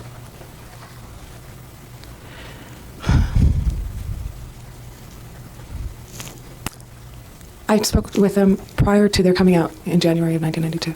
And when you spoke to them prior to them coming out in January of 92, was that over the phone or in person? Both. So, I think there was one time when I was here in June and that I met with Jill. And was that the June that's represented by the slips that I just showed you? Yes. So that would have been June of 91, correct? Yes. And during the June of 91 visit, it was then that you told them about the incidents about being tied up and having Lyle crawl on you. Is that correct? Possibly. Why, I don't recall exactly when we discussed it. why didn't you tell them about the incident in 1976 with Lyle wanting to sleep with you when you first met with him in June of Check 91? the form of question. She never testified. Objection overruled. Objection overruled. Yeah, What are the grounds, please?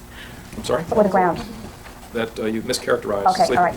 When Lyle wanted to come down and spend the night with you, and it happened in 1976, correct? Yes. Okay. Sleep in the same bedroom. Right, and you told us why. Now, you also indicated the first time you told anyone about that was in January of 92, correct? Correct. And that would have been at least your second interview with the defense attorneys, correct? Yes. Because you also met with them 6 months earlier, or 7 months earlier, in June of 91. Correct. And is it your recollection now that it was June of 91 that you told them about the sexual incident with you being tied up and Lyle crawling on top of you? We discussed it, possibly. I did not tell them. They asked me if I remembered something about it. We didn't go into any detail. Right. During that conversation, did you tell them about what had happened in 1976 with Lyle wanting to sleep with you? No, I did not. Why not? It was something that I had held within me for a long time, had not thought about. I did not know the defense. I did not know anything about the case at that point. We were talking in generalities about who my family members were when I had been out there. Did you find out something about the defense that caused you to bring forth this information in January of 92? I believe I told Jill on the phone when I knew that they were When you coming. say Jill, who are you referring to? Jill Lansing, I'm sorry. That there was something that I wanted to discuss with them when they came out. And that was prior to the January. Jill Lansing is the attorney that was doing her direct examination. This is Pam Bazanich, I think is her last name. The prosecutor. January 92 interview, is that correct? Yes. And at that time, had you learned something about what the defense would be that prompted you to recall or to tell this? In the course of our interview, yes, there was something. And is that what? And I don't recall what it was that was said to me at this point. But something was said to you by Ms. Lansing, is that correct? Yes. And that prompted you to tell her the information? Yes. And that was the first time then since you talked to Mrs. Menendez about it, correct? Yes. Now, the incidences that occurred in 1983, where you were tied up, I want to ask you about that one first. At the time, you were approximately 23 years old, is that correct? Yes. And at that time, the defendants were approximately 12 and 15, They were either 11 and 14 or 12 and 15. and they were able to tie you up. Is that correct? Yes. Were they strong? The entire incident started out in a playful manner, so that by the time they were tying me up, it was in a very rapid, it transitioned from being playful to embarrassing for me. And by the time it had made the transition to being embarrassing, the two of them were already in the process of having me tied up and so forth. Were they doing it together, Yes. both of them? Yes. And what were you doing right before it turned from being playful into serious? Overruled. What were you doing with them? We, All right, be a little more specific, please. What activity were you engaging in with them that turned from playful into something more serious? I don't know that I was doing anything specific. At the moment that it turned from playful to serious or embarrassing, it was never, it was embarrassing on my part. It was never serious on their part. It was more of a frenzy type moment that they transitioned into, and I stopped it at that point. Well, what were you doing right before this incident started? Were you watching TV? Were you wrestling? Were you playing Monopoly? What were you doing? We began by having playful wrestling. The three of you. Yeah. And they were adolescents at that time, is that correct? Yes. And then the other incident, did that occur before or after? The incident where Lyle crawled on top of you. Was that after you were tied up or before? I do not recall. Did you ever report either of these incidences to anyone? No, I do not. Was the first time that you talked about them with anyone when you mentioned them to the defense attorneys in June of '91? Yes. And at the time that Lyle Menendez crawled on top of you, he was an adolescent, is that correct? Yes. And you were approximately 23. at the time? Yes. And you had been living in the house for quite a period of time when this occurred, is that correct? Yes.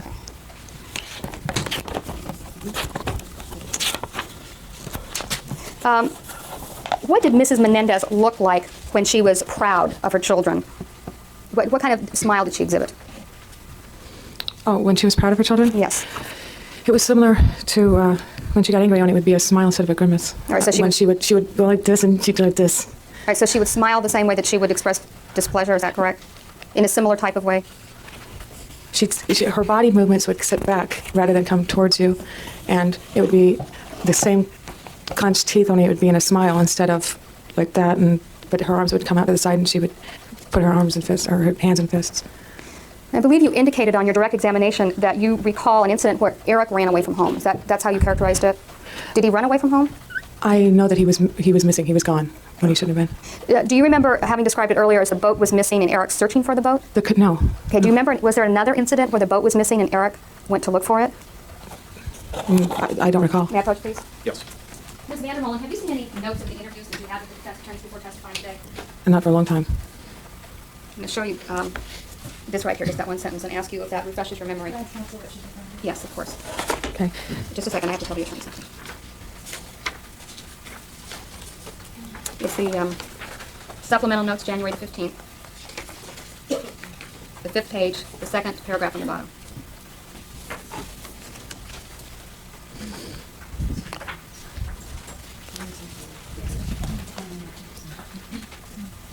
All right, so if the characterization is that you remember the boat being missing and Eric searching for it, would that be an incorrect characterization of what your recollection is? Yes. Okay, so it's your recollection here today that rather than the boat being missing, it was Eric running away? It was Eric missing, the canoe was missing, and Eric was found with the canoe. Were there any times during the 4 times that you visited that you ever saw laughing and gaiety and lightheartedness? Yes. All right, could you describe which visit that was during and what that compromised? Or comprised, pardon me. There were moments throughout each of the visits, more so in the earlier visits than in the later visit. Generally surrounding an accomplishment that would be enjoyed for the moment.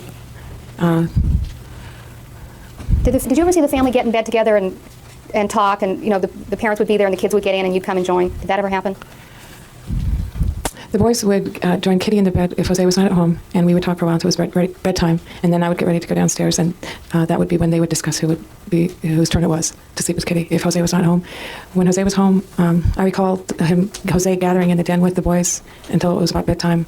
To the best of my knowledge, I can't picture all 4 of them. All right, if I showed you a report, do you think it might refresh your recollection? I'll show it to counsel first. Okay.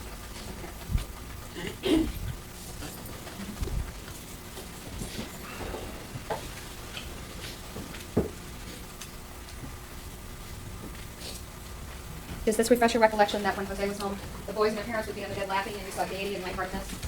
Does that refresh your memory? I'm not sure that those are my exact words, but Is the sentiment correct? the den is adjoining the bedroom, so perhaps that's a blend of the two things that I was saying. I believe you indicated on direct examination that Eric Menendez and his cousin Andy were friendly. Is that correct? Mm-hmm. Is that yes? Yes, I'm sorry. And on several occasions, did Andy spend the night at the Menendez home? Yes. And did he appear to be an invited guest in the Menendez home? Yes. And did Eric appear to have a close relationship with his cousin? Yes. Now, did you see this occur? During which visit was it that you saw Eric close with his cousin Andy? By the last visit, Marta and her children were living in the area, so I know it occurred then. There was an earlier visit where he was by himself staying in the home, and I'm not sure exactly when that was and for how long. When you say by himself, what do you mean? He was a temporary guest in the home. All right, so prior to the summer of 82 and 83, Andy Cano came and stayed as a guest just as you had. Is that correct? Yes, but not for as long of a duration, though. Do you remember about how long? I can't tell you. And then during 82 and 83, Andy Cano's family lived close by, and he was there frequently. Would that be correct? He made several visits to the house. I can't tell you how frequently they were. Have a moment, please. Yes.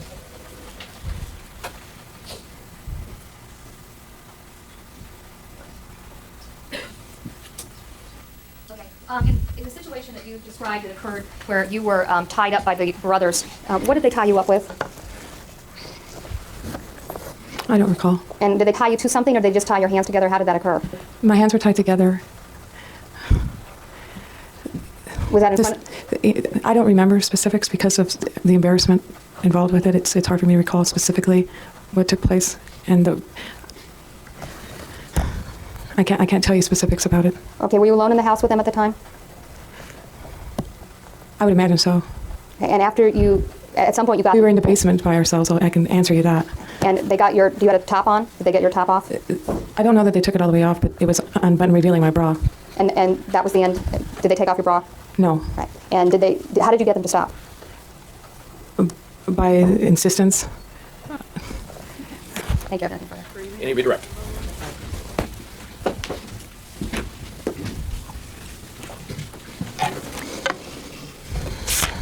Ms. Vandermolen, you were asked about visiting at the jail. Mm-hmm. Yes? Yes. How many times have you been out here in California since Eric and Lyle were arrested?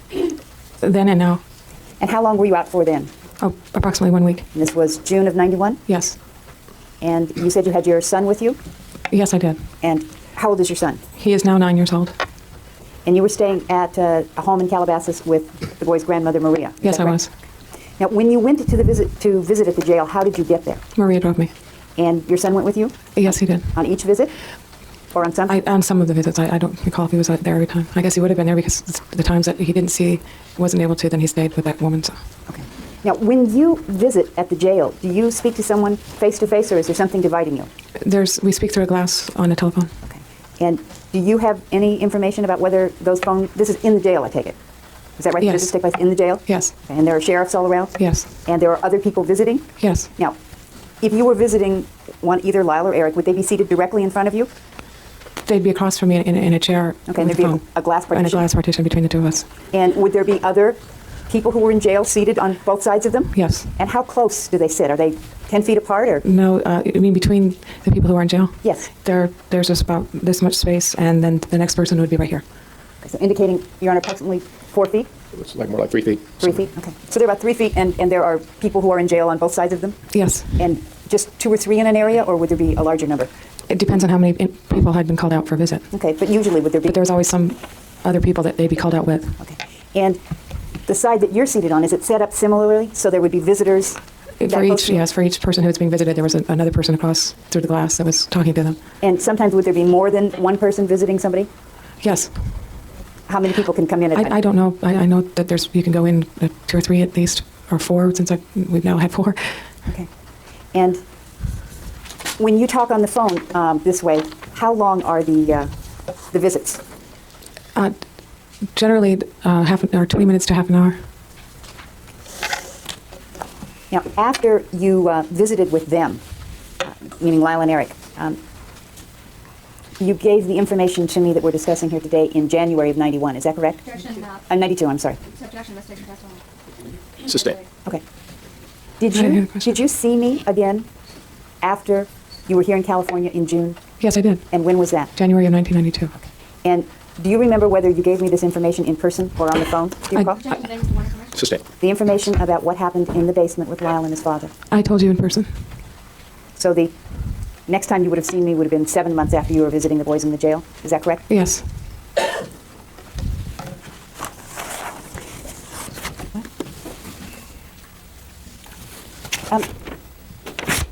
You were asked if you had a good time in 1976 when you were visiting. Were you made to feel special then?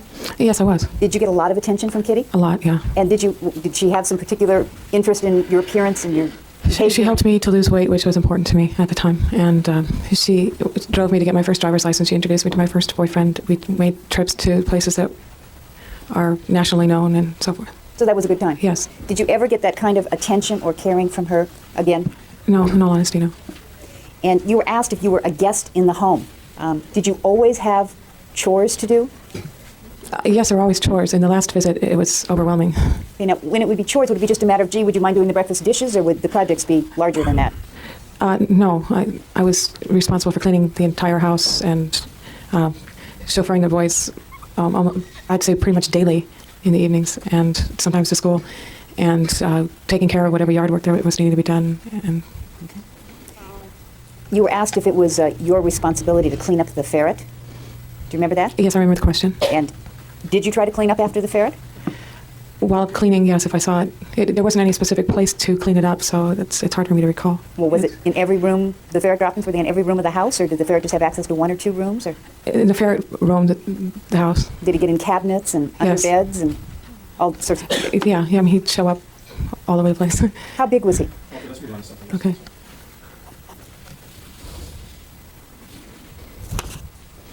You said, you were asked about the reference in the report, my wording, that you felt you had misjudged the situation with regard to the incident in the basement. Objection, since that's not evidence, it's a word. I'm sorry, I didn't hear what the objection was. As to the wording, as you've misstated the evidence. You've told us about an incident that occurred between Lyle and his father in the basement, in which Lyle told you that they had been touching each other. Is that correct? Yes. And there was, you said that you thought you had misjudged the situation. Do you remember that? Yes. Okay. What do you mean by that? Since it was never discussed again, and due to Kitty's reaction, I took the responsibility for the way the whole thing was handled. When you told her what you thought had happened, did she seem to think that your assessment of the situation was correct, or that it was ridiculous? Did she respond in a way that showed you that she took what you had to say seriously? No, she did not. How did she respond? Overall, How did she respond? Probably in denial. She probably knew everything that was going on in that house, and then she just denied, and had excuses for everything. There's a way when she does not believe you, she shakes her head, and it's just like in utter the whole thing is absurd, and then she walked out, and that's when she went and got Lyle. And how old were you at this time? 17. And was Kitty someone whose opinion affected you? Yes. I have nothing else.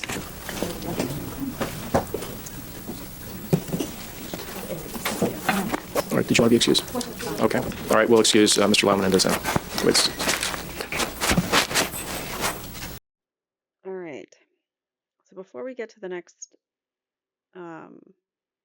person or next witness, I am going to pause for 1 second, and I will be right back. Gotta take care of the puppies. So hold on 1 second. All right. Sorry about that. I always need stretch breaks because my hips are bad. So, anyways, here we go. I think this is the next witness. They finished cross and redirect. So, Lyle is leaving the courtroom. So, whatever's coming next, it is for the benefit of Eric's jury only, probably. So, here we go. And the next person or the next witness is Andy Cano or Cano, however you say it. And he is, interestingly, for context, he is the cousin who I think it was Eric, wrote to um, about the things that their father was doing to them. And he said something in a recently found letter. So this was a letter that Andy recently found, but it's dated back to um, prior to the homicides, obviously. And he was saying things like, it's still happening, Andy, and I don't know what to do, and I can't stand to look at him, and things like that. So, um,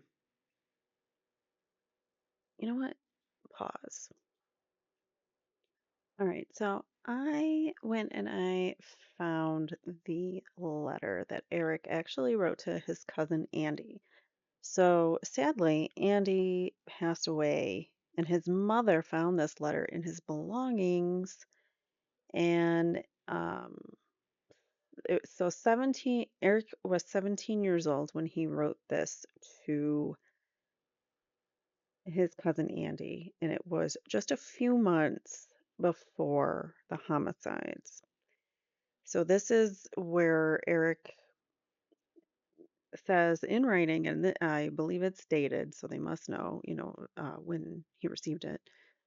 Um, Either that or postmarked or something. So they know that it was a few months before, I think 8 months or so before the homicides. And he says this: Mom isn't doing good. It's like she's here physically, but mentally she's just gone, if you know what I mean. She freaks out over nothing. I feel bad for her. I don't know why she puts up with Dad's shit. At times, I wish I could talk to her about things, someday. Especially Dad and I, but the way she worships him and tells him everything, I'm so afraid she'll tell him whatever I say. I just can't risk it. So, now I'm stuck here alone. I've been trying to avoid Dad. It's still happening, Andy, but it's worse for me now. I can't explain it. He's so overweight that I just can't stand to see him. I never know when it's going to happen, and it's driving me crazy. Every night I stay up thinking he might come in. I need to put it out of my mind. I know what you said before, but I'm afraid. You just don't know Dad like I do. He's crazy. He warned me 100 times about telling anyone, especially Lyle. Am I a serious wimpus? I don't know I'll make it through this. I can handle it, Andy. I need to stop thinking about it.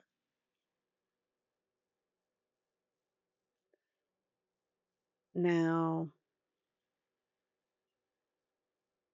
that to me sounds like someone who is genuinely in fear and struggling with something that's an ongoing situation, traumatized, definitely.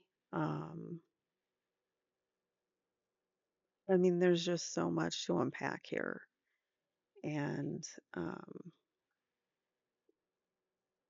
it's unbelievable that a mother would not want to help her children in a situation like that. And that this cousin, Diane Vandermolen, told Kitty, and Kitty did nothing. All right, so let's continue now. I believe we're moving on to Andy Kano. Rest in peace.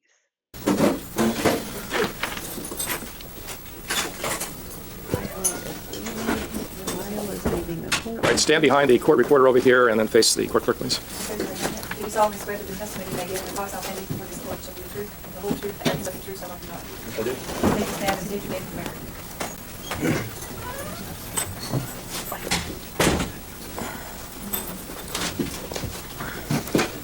Andres Cano, Andrescano. Mr. Connor, you have to pull the mic so it's facing directly at you. Okay. And we fixed it so it doesn't matter how close to get. Okay. Are That's a totally different mic than the one they had before. They must have been having problems with hearing the witnesses and they got a new one. or so it would appear. You usually referred to as Andy Cano. Yes. Where were you born, Mr. Cano? I was born in Livingston, New Jersey, Where were you raised in your earliest childhood years? Puerto Rico. And who did you live in Puerto Rico with? My mother and my father. You're a little too far from the microphone. Okay. And your mother is who? Marta Cano. And was Jose Menendez your uncle? Yes, he was. You have to And speak up also. Okay. Your mic doesn't pick up your voice. Okay. takes a few minutes to get used to where Yeah. you should be. And are you therefore first cousin to Eric and Lyle Menendez? Yes, I am. At some point, did your family, you and your mother, your brother, and sisters, move back to New Jersey? Yes, we did. And do you recall approximately how old you were when your family moved to New Jersey? Well, I would have been 6 years old. It was in '79. And at the time when you and your family moved to New Jersey, were your parents separated and or divorced? Yes, they were. I believe they got divorced right after I moved there. I'm not sure. Now, currently, Mr. Cano, what do you do for a living?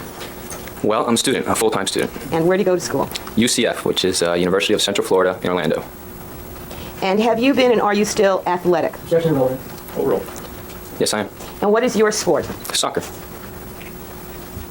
And do you you play soccer? I take it you're on teams. Yes, I am. Do you also teach it and coach it? Yes, I do. Overall. When you were 6 years old and your family moved to New Jersey, did you play soccer then? I believe I started when I was 7 years old. I didn't play in Puerto Rico, no, but once I went to New Jersey, yes, I started.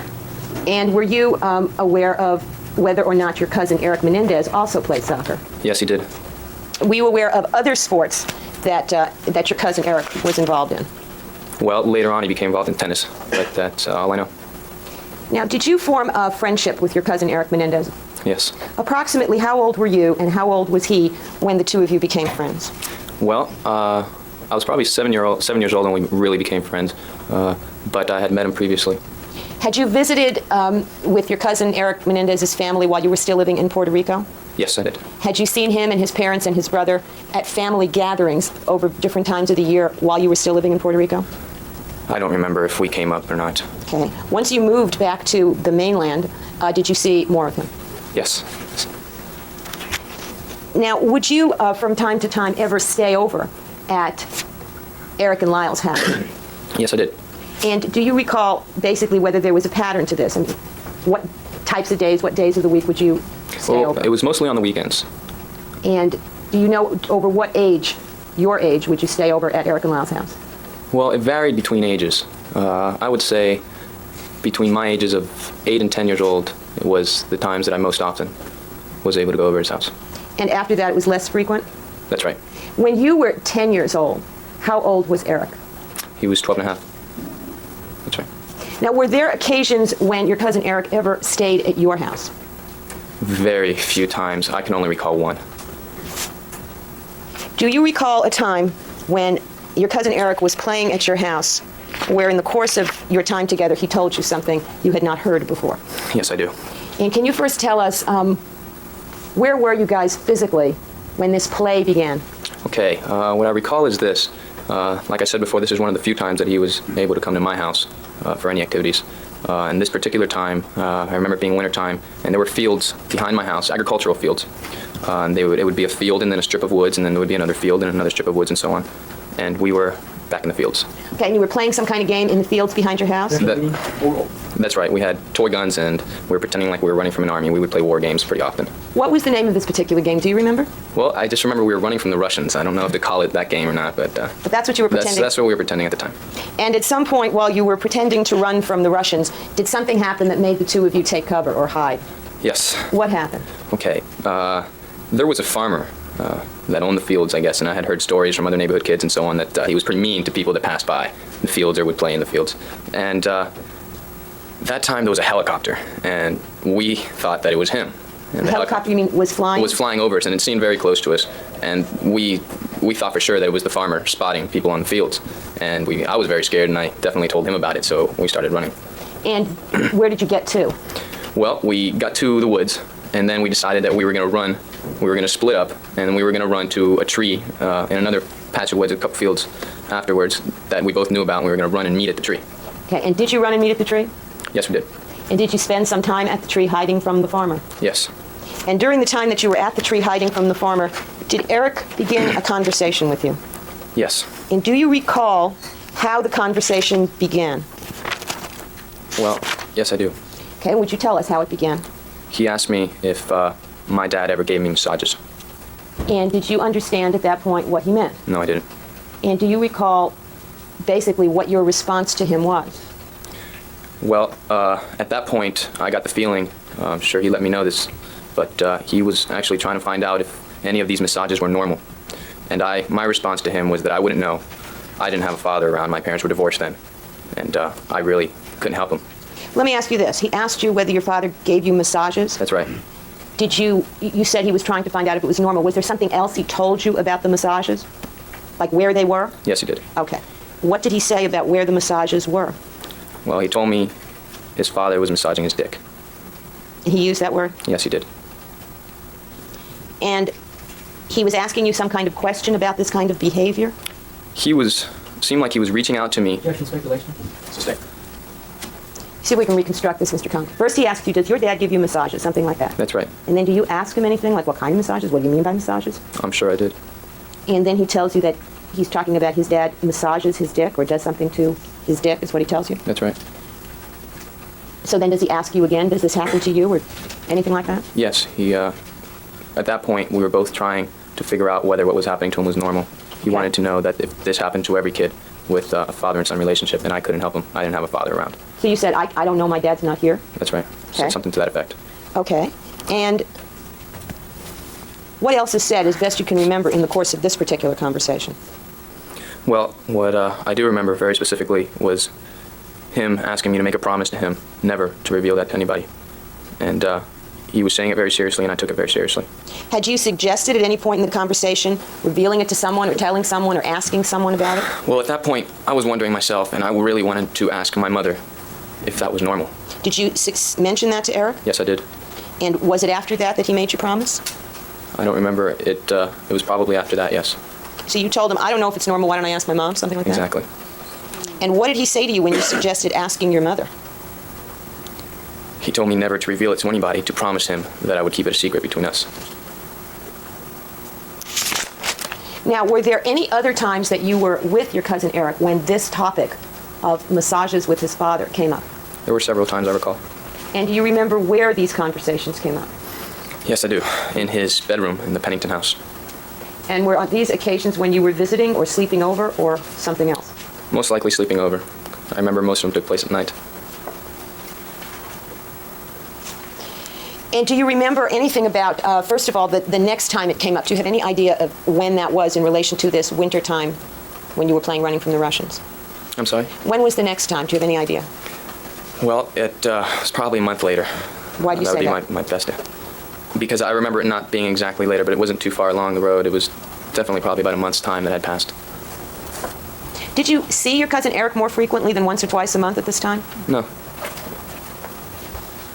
And do you recall generally what the topic was the next time it came up? Well, it was sort of a continuation of the conversation we had in the woods. Just basically contemplating on whether it was normal or not. Okay. And was there anything else that occurred in this conversation that you can remember? Did Eric ask you anything? Well, I remember he told me again never to tell anybody. And I brought it up again that maybe he should let me ask my mother. And I remember him replying no. And I asked him, why didn't he let his mother know or ask his mother? You know. Do you remember what he said when you asked why didn't he ask his mother? Objection, Your Honor. Overruled. Yes, I do. What did he say?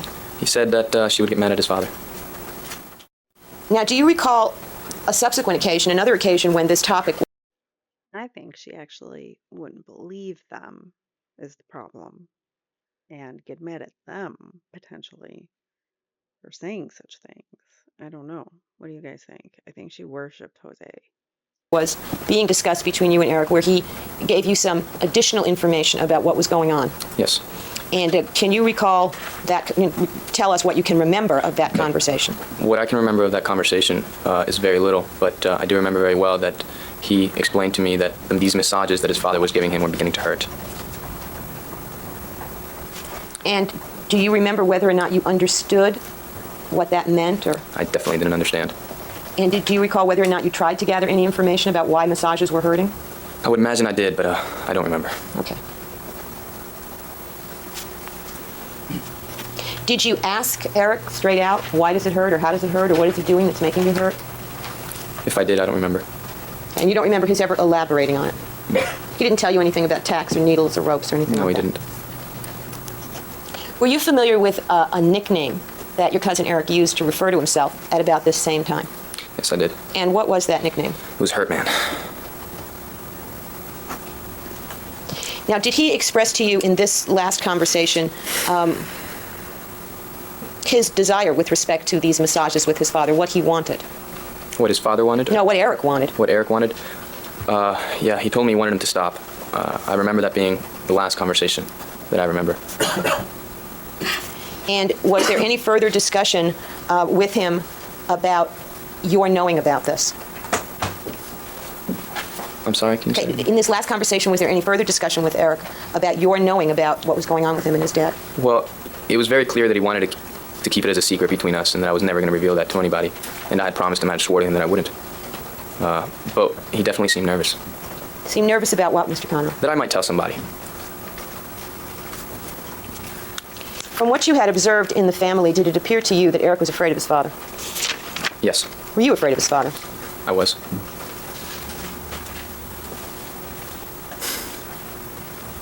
Now, when you slept over at the Menendez home, did you sleep in Eric's bedroom? Yes. And do you recall whether or not there was a loose slat from his bed? Yes, I do. Was there? Yes, there was. And do you recall did you ever see anybody use that slat for any purpose?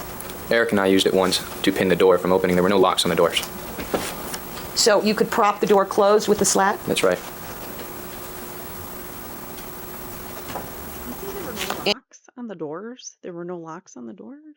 Or what did he say? Did you ever see anybody use that slat for any purpose?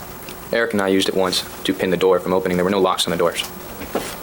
So you could prop the door closed with the slat? That's right. And did you see that loose slat there on more than one occasion? Yeah, there was a trundle bed under his bed that you could slide out. And usually when you pulled it out, the slat would fall. And it'd have to be placed back on. Okay. So I do remember it several times falling off. And on this one occasion, you remember actually using it to prop the door. That's right. Did you think of that, or did Eric show you how to do it? Eric showed me that. Do you recall an occasion, Mr. Conroe, when you were staying at Eric's house or visiting his house, when you hurt yourself and you wanted to use something on your injury? Yes. And how did you hurt yourself first? Well, Eric and I would usually go outside and play through the woods and so on. Vegas at the time. Why don't you clarify that? Do you recall approximately how old you were at the time you're talking about when you hurt yourself? I believe I was around 11 years old. It's the best I can do. Okay, so if you're 11, then Eric's about 13 and a half to 14? Right. So you and Eric would play in the woods and you'd get hurt? I got scratched on a log or on a branch or something. My leg did. Okay, so what did you do about that? Well, I wiped it off, but when we went back to his room, I remember seeing a jar of Vaseline. Well, I didn't know what it was used for or what it was then, but I figured it was a type of ointment that you put on scratches and so on. Okay, so did you try to use it for your scratch? I picked it up, and Eric immediately told me to put it back down. Okay, did he say anything else about it? No, he didn't. He just said, don't touch it. Well, did you explain why you wanted to use it? Yes, I told him I was just going to put it on my scratch. And did he tell you anything about that? Yeah, he said that's not what it's for. I have nothing further. Cross-examination? Your Honor, is there a glass of water or something? Would be great.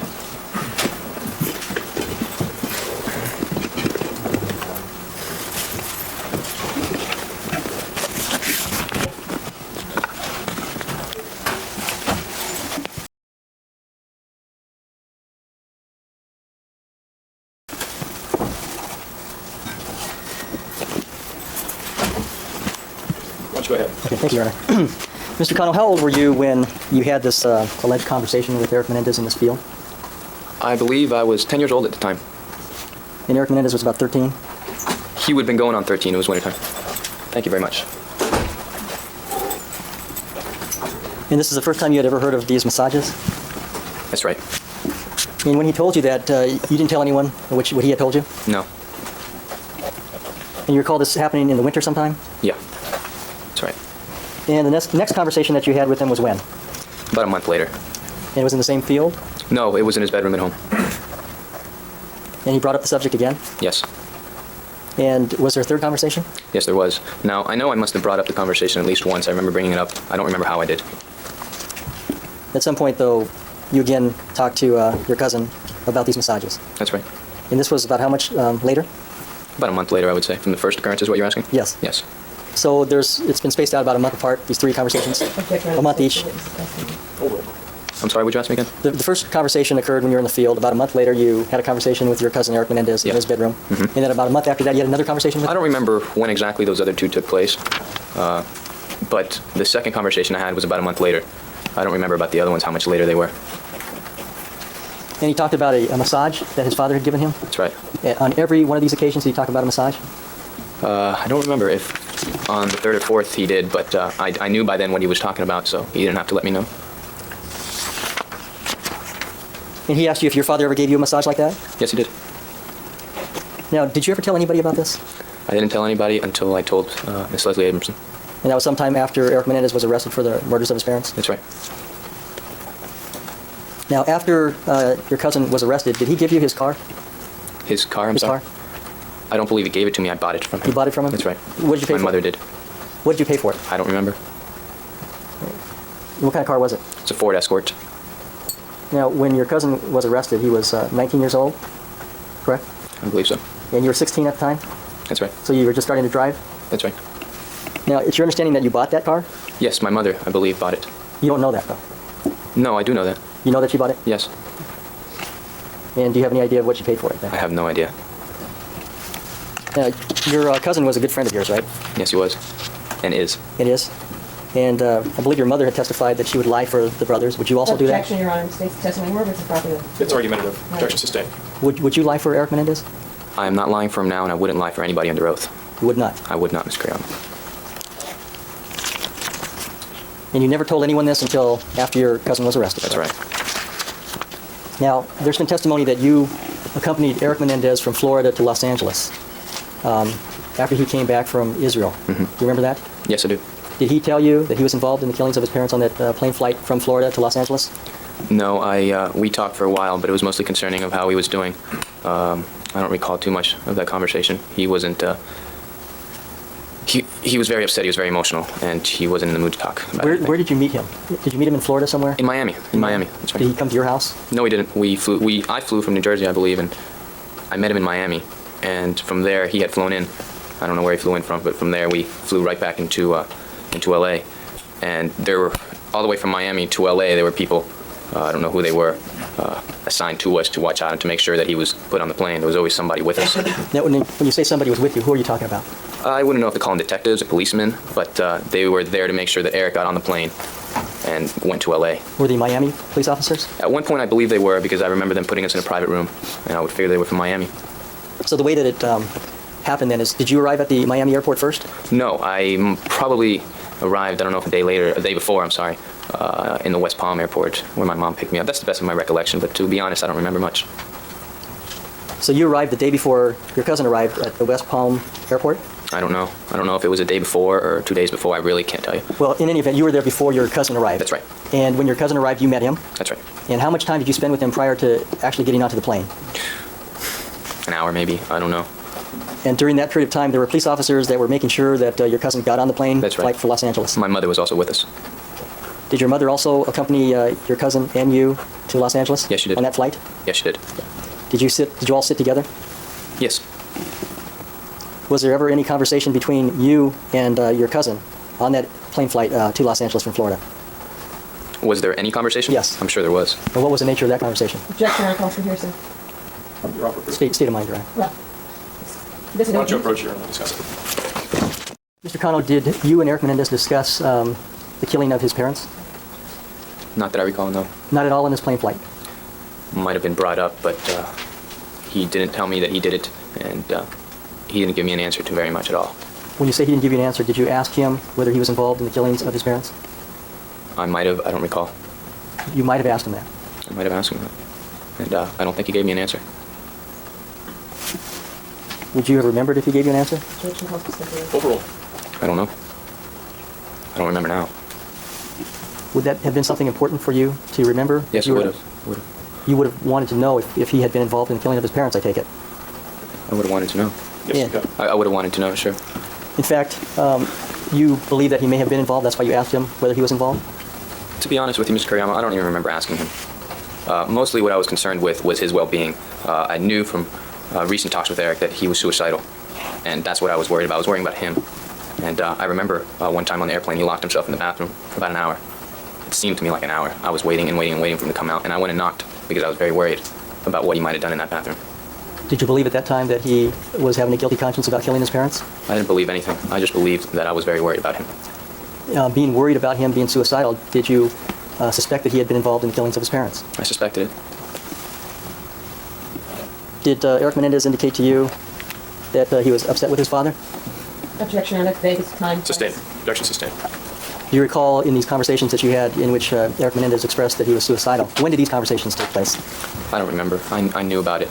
Like I said, we were very close.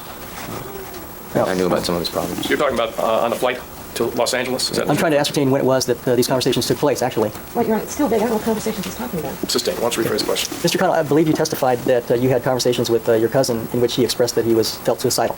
That's right. When did that occur? I don't remember. This is all about 5-6 years ago, Ms. Graham. I couldn't tell you. All I can remember is what I have placed in my mind here. And there were certain things that stuck out in my mind that I do remember very well, and there were others that I just don't know where and how they happened. Can we specify 5 or 6 years ago? What date are you referring to? I'm not referring to any date. I'm just referring it was a long time ago. What time frame? What incident was occurring at that time? I think he's talking about the conversations about suicidal type of Was thing. that before the flight from Miami to Los Angeles? Or after? Yes, oh, definitely. What? That was before some time? Before the flight from Miami to LA, yes. Okay, and what is your best memory of where and when that occurred? Maybe a phone call. He might have called me somewhere. I don't know. When he moved to LA, I moved to Puerto Rico to Florida. So we didn't keep in touch as much, but as much as we could, we would. And I had talked to him several times throughout the years that he was living in LA. And during that period of time, he called you and told you, I feel suicidal? We had some really in-depth conversations. We were very close still, even though we were separated. And in Was these, it before or after the death of Jose? It was before. Luis Menendez before? It was before. so in these conversations that you had with the defendant, Eric Menendez, before he killed his parents, he told you that he was suicidal, correct? Yes, he did. And you said he got into some in-depth discussions about problems he was having? Would that be fair to say? Yes, that would be fair to say. Would he describe for you problems that he was having specifically with his father?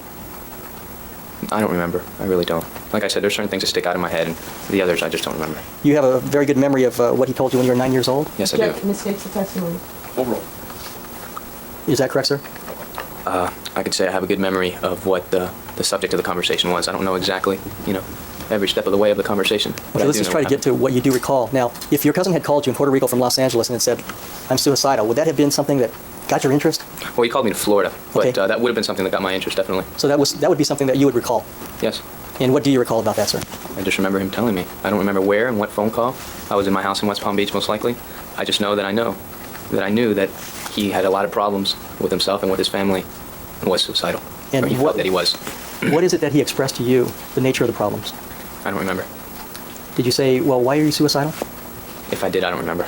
Would that be a question that would be a logical question to ask of your cousin? Objection argumentative. Sustained. You don't recall? But like, no, you guys are kids. It's not like you're gonna be asking that. And Andy's younger.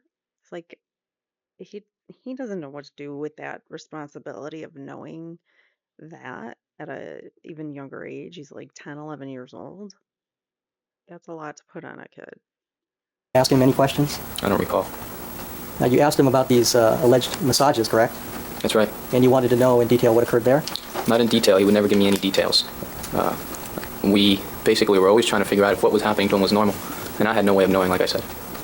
And then when he told you later on when he was in Los Angeles about the problems he was having with his parents, you never asked him the nature of those problems? Of which problems? I'm The sorry. problems that when he called you when you were in Florida and he was in Los Angeles, you never said, well, what kind of problems are you having? I don't remember. Don't recall I really it at all? don't. I can't say for sure.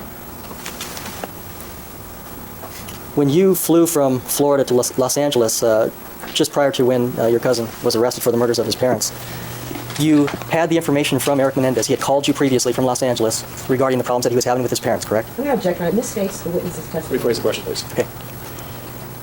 You recall that you've testified that Eric Menendez called you in Florida and told you that he was having problems with his parents. Objection. That's what misstates it. He said problems with himself and his family. All right, rephrase the question. You testified that you got a call from Eric Menendez in Florida that Eric was having problems with his family. Is that right? Objection. Misstates the testimony. Can you ask the question one more time, Ms. Correa? I'm sorry. So many Yes. questions, I'm confused. And you've testified that when Eric Menendez moved to Los Angeles, he would call you periodically when you were in Florida, correct? He did call me periodically. And on at least one of those occasions, he told you that he was suicidal, correct? Yes, I believe that's how I knew it. And on at least one occasion, he told you that he was having problems with his family. Is that right? Yes, it is. And it's your testimony that you never asked and you don't know what the nature of those problems were? I don't remember.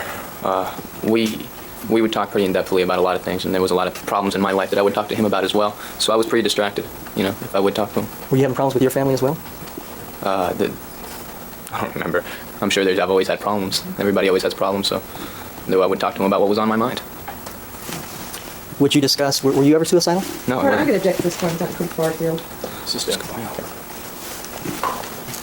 On this plane ride from Florida to Los Angeles, you had indicated that you suspected that your cousin had been involved in the killings of his parents, correct? That's right. And you made a comment to him.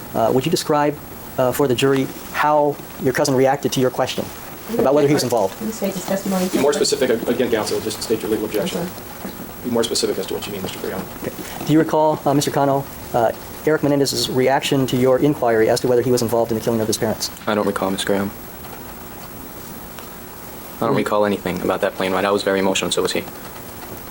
You were thinking enough to ask him whether or not he was involved in the killings, though, Object correct? to argument and mistakes the witness's testimony. Overrule. Is that right, sir? I'm sorry? You were thinking and clear-headed enough to ask your cousin whether he was involved in the killings. I don't remember.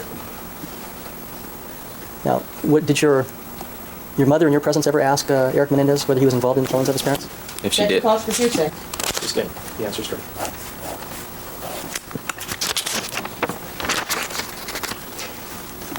During the period of time when you returned with Eric Menendez back to Los Angeles, you took the plane ride from Florida to Los Angeles, and what is that, like a 5-hour flight? Yes. And then you touched down at LAX, correct? As far as I can remember, I don't think it was a connecting flight. I really doubt it, but I definitely touched down at LAX if that's where we landed. I think so. When you arrived at LAX, were there any instructions given to you by your cousin? None. None? And have you visited your cousin in jail? I have. And you visited him with your mother? Yes. About how many times? Ooh. That's hard to say. As best I can remember, maybe 4 times I visited him. 4 or 5, I don't know. Somewhere around that number. And did you ever discuss the pending case that he had in this matter? No. It was very brief when I ever got to see him. It was only 20 minutes. You know, and I would have to split that time with my mother. My main concern was how he was doing. During these visits, did he ever tell you that he indeed was the killer of his parents with his brother? No, he didn't tell me that. He never told you that? No.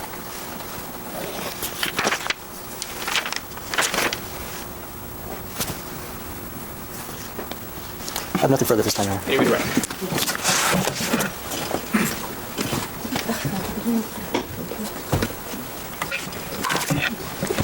Mr. Cano, was it significant to you when you were a kid, when you were 10 or 11, that your cousin Eric had sworn you to secrecy about something? Yes, it was. Is that like something boys do, you know, blood brothers and swearing secrecy? Sort of like a pinky promise. Sort of like a pinky promise. And did Eric make this the strongest pinky promise you ever had to make? It wasn't a pinky promise, but it was definitely very intense, and I would have never told anybody. Was your friendship with Eric when you were a little guy special to you? Yes, it was. Now, do you remember a time when you were living in Florida, when you were contemplating, thinking about moving to Puerto Rico to live with your dad? Yes. Stay. I will tie it up, Your Honor, if I can. Okay. Do you remember receiving a call from Eric about that time when you were thinking about moving to Puerto Rico? Overrule. Yes, I remember a call around that. And do you remember in that phone call Eric telling you then that he was very upset, suicidal, and wanted to come live with you in Florida? I don't remember the exact nature of the conversation, but I remember in that conversation he did tell me that he wanted to come live with me in Florida because he was having problems at home. Okay. And do you recall what your response to him was? Yes. What was it? Okay. I told him that at that point I was thinking of moving to Puerto Rico, but that if I didn't know whether my father would mind if he would have wanted to come down there with me. Now, did you wind up moving to Puerto Rico? Yes, I did. Overrule. Yes, I did. Now, do you recall after your aunt and uncle were killed, did you see Eric back east? After my aunt and uncle were killed? Yes. I saw him at the funeral. Okay. And did you see him even after the week of the funeral on other trips he made back east before he was arrested? Yeah, I saw him several times. You had sisters who still live in the Princeton area? Yes, that's true. And were you in the Princeton area after, apart from attending the memorial service or the funeral, were you in the Princeton area in 1989 in the fall? Yes, I attended the Hunt School of Princeton which is in Princeton, New Jersey. So you were actually living there then? That's right. And did you see your cousin Eric on visits he made there? Yes, I did. I don't recall that he made too many, but or at least I didn't see him too many times. But the times I did, I'd spend a little bit of time with him. Okay. Now, you said that when you were on the airplane with him, you were concerned about him because you knew that he had felt suicidal in the past. That's right. And does that relate only to the distant past, before his parents died? Or did you have any information about his feeling suicidal after they died? Well, that feeling that I had began before they died. And had you received any information after they died that led you to believe that he was feeling suicidal? Well, knowing Eric as a friend, I knew that that was definitely possible, and going through whatever he went through was hard enough for him that I thought that maybe he would.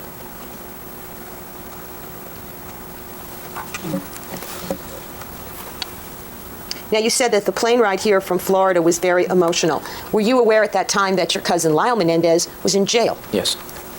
And was it your expectation that as soon as Eric got to Los Angeles, he too would be locked up? Yes. And based on anything that was said, was that Eric's understanding he was going back to go to jail? That's right. He knew that very well.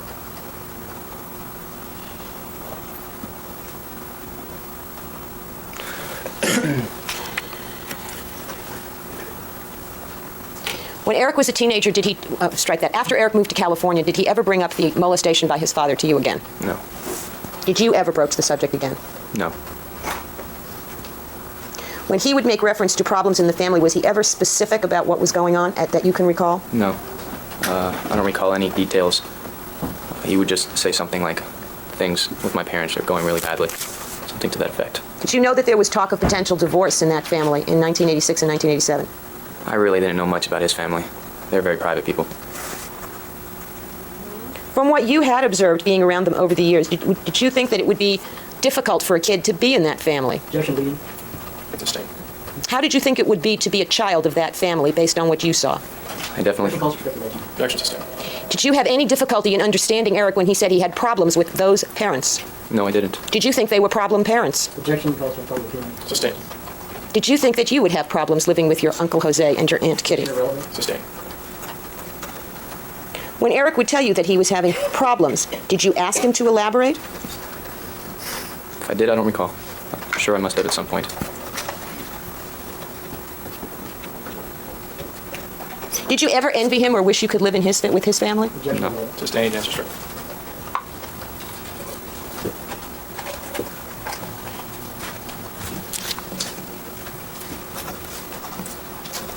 You said that the family was very private. Objection is beyond. Yes, I did.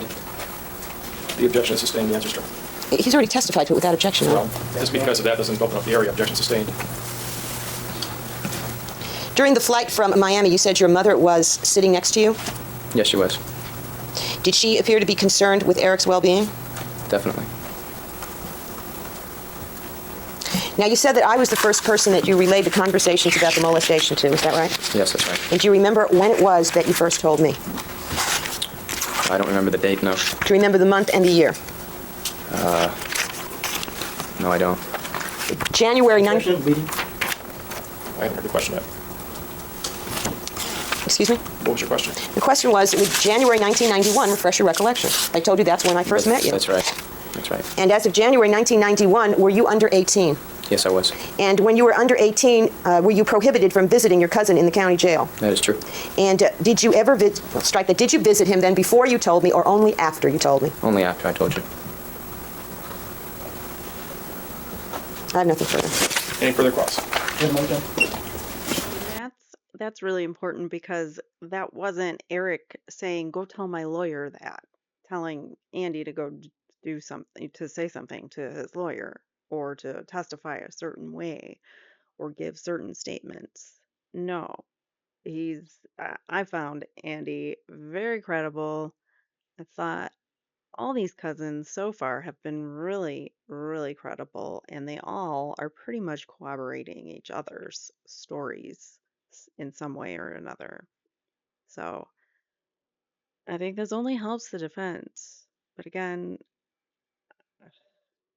I'm already on the boys' side. I mean, I think that on the brother's side, I don't think that they should have been locked up with no possibility of parole after the things that they had to survive in that household growing up, and then to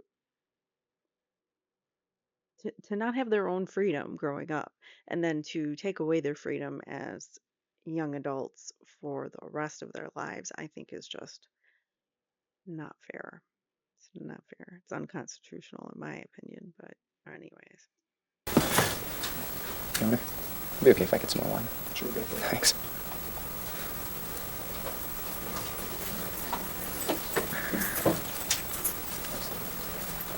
Mr. Connell, Oh, thanks. before January 1991, your cousin had been in jail for about 8 months. Yes, that's right. You flew back from Florida about March of 1990. I flew in with him. That was the only time that I can remember. And did you have any discussions with any relatives about the nature of the defense in this case? Objection, Your Honor. First of all, vague at the time. Objection sustained. Did you get any calls, first of all, from Eric Menendez after he was incarcerated in the Los Angeles County Jail? I don't think so. You don't think so? I don't remember any, so no. Have you ever had any conversations with him after he was incarcerated? How about phone calls? Yes. I believe I might have talked to him a couple times. Maybe, I don't remember where. I don't know. So, in these conversations after your cousin was incarcerated in the Los Angeles County Jail, what was the nature of those conversations? Objection, Your Honor. Calls for hearsay. No foundation. Well, it's Admission. vague as to which conversations you're referring to, counsel. Okay. Why don't you describe? You're referring to conversations between the defendant and the witness? Yes. At the county jail? No, over the phone. After the defendant was incarcerated in the county jail. Well, why don't you ask it so that we know what you're talking about? I'm sorry. You understand that after your cousin was incarcerated in the county jail in March of 1990, he called you on the phone. Is that correct? Objection, Your Honor. Vague as to time. Objection to the question. Did he ever call you after he was arrested? Yes, he called me. And where did you receive those phone calls? I think I talked to him once in my house, or my mother's house in West Palm Beach. And do you recall staying for a time in Los Angeles after your cousin was arrested? That is, when you came on the flight from Miami to Los Angeles, did you immediately turn around and go back to Miami? I might have stayed a couple days. I don't remember. Now, did you have any conversations, or where were you staying after you arrived in Los Angeles, after the defendant was arrested? After he was arrested, Yes. I believe I was staying in the Beverly Hills home. Okay. So during that period of time that when you were there at the Beverly Hills home, did you receive any calls from the defendant? I didn't know. You don't know? No, I did not. You did not? No. Was there anyone else with you at that house during that period of time? My grandmother and my mother. I believe. Now, think back on this call that you got from the defendant at your home in Florida. What was said by the defendant in that conversation? Ask the answer, Your Honor. Overall. I don't remember the nature of the conversation. I was mainly concerned with how he was doing and how he was spending the time. Had you, at that point, heard the evidence against him? That is, had you read any articles about the case? I don't think I'd read any articles. I might have watched the news. So after watching the news, did you also have discussions with relatives about the case? No. I never ever discussed anything really with relatives. It wasn't something we wanted to bring up. Did you ever talk to your mother about this case? No. Never? I've talked to her about, friends or other things that might have happened, but never about the context of the case. Okay, let's just get this straight. You've talked about friends and other things, but you've never talked about this case with your mother over the past 4 years? Well, I'm sure I've talked to her several times, but not about the defense, if that's what you're implying. You never talked? I'm not sure I'm understanding you, Ms. Graham. Okay. Your Honor, I'm going to object to my question against ABM, so be calling for hearsay. Well, it's unfocused, so let's see if we can pinpoint a little bit, Mr. Kuriyama, and see if we can finish this. Objection sustained. Mr. Cano, is it your testimony that from the time that Eric Menendez was arrested in March of 1990 to today, as you sit there on the witness stand, that you've not talked to your mother about this case? I'm sure I have. And what have you talked to her about? I don't Objection, Your Honor. remember. Calls for hearsay. Sustained. I don't remember. I never reviewed Okay, so it. wait, just wait for another question. Have you, and this goes to your state of mind, have you gotten information about the nature of this case over the past 4 years? Your Honor, I'm going to object to that. It's irrelevant. Sustained. You're trying to make it seem like somebody's giving him these ideas to testify to, giving him a narrative to testify to. Seriously? Do you think that this kid wants to get up there and say the things that he's saying about his cousin? No. I find him very believable, very credible. I find him very concerned about his cousin. And I don't think this is a good look for Mr. Kuriyama. Mr. Cano, The only conversations that you really remember are the ones that you had with your cousin about these alleged massages. That'd be fair to say? Those are the ones that stick out in my head, yes. You don't remember anything about the suicide calls or anything after the defendant called you after he was arrested? You don't remember the nature of any of those calls? Objection, it's compounded on the matter. It's been asked and answered. Nothing further, Your Honor. All right, anything else? No. All right, you may step down. Thank you. You're excused. Thank you. It's Armando A.R. All right. So that was, I think that's it for the cousins, at least for now. We are now moving on to Armando Lopez, private investigator. So let's see what he has to say. R-M-A-N-D-O, Lopez, L-O-P-E-Z.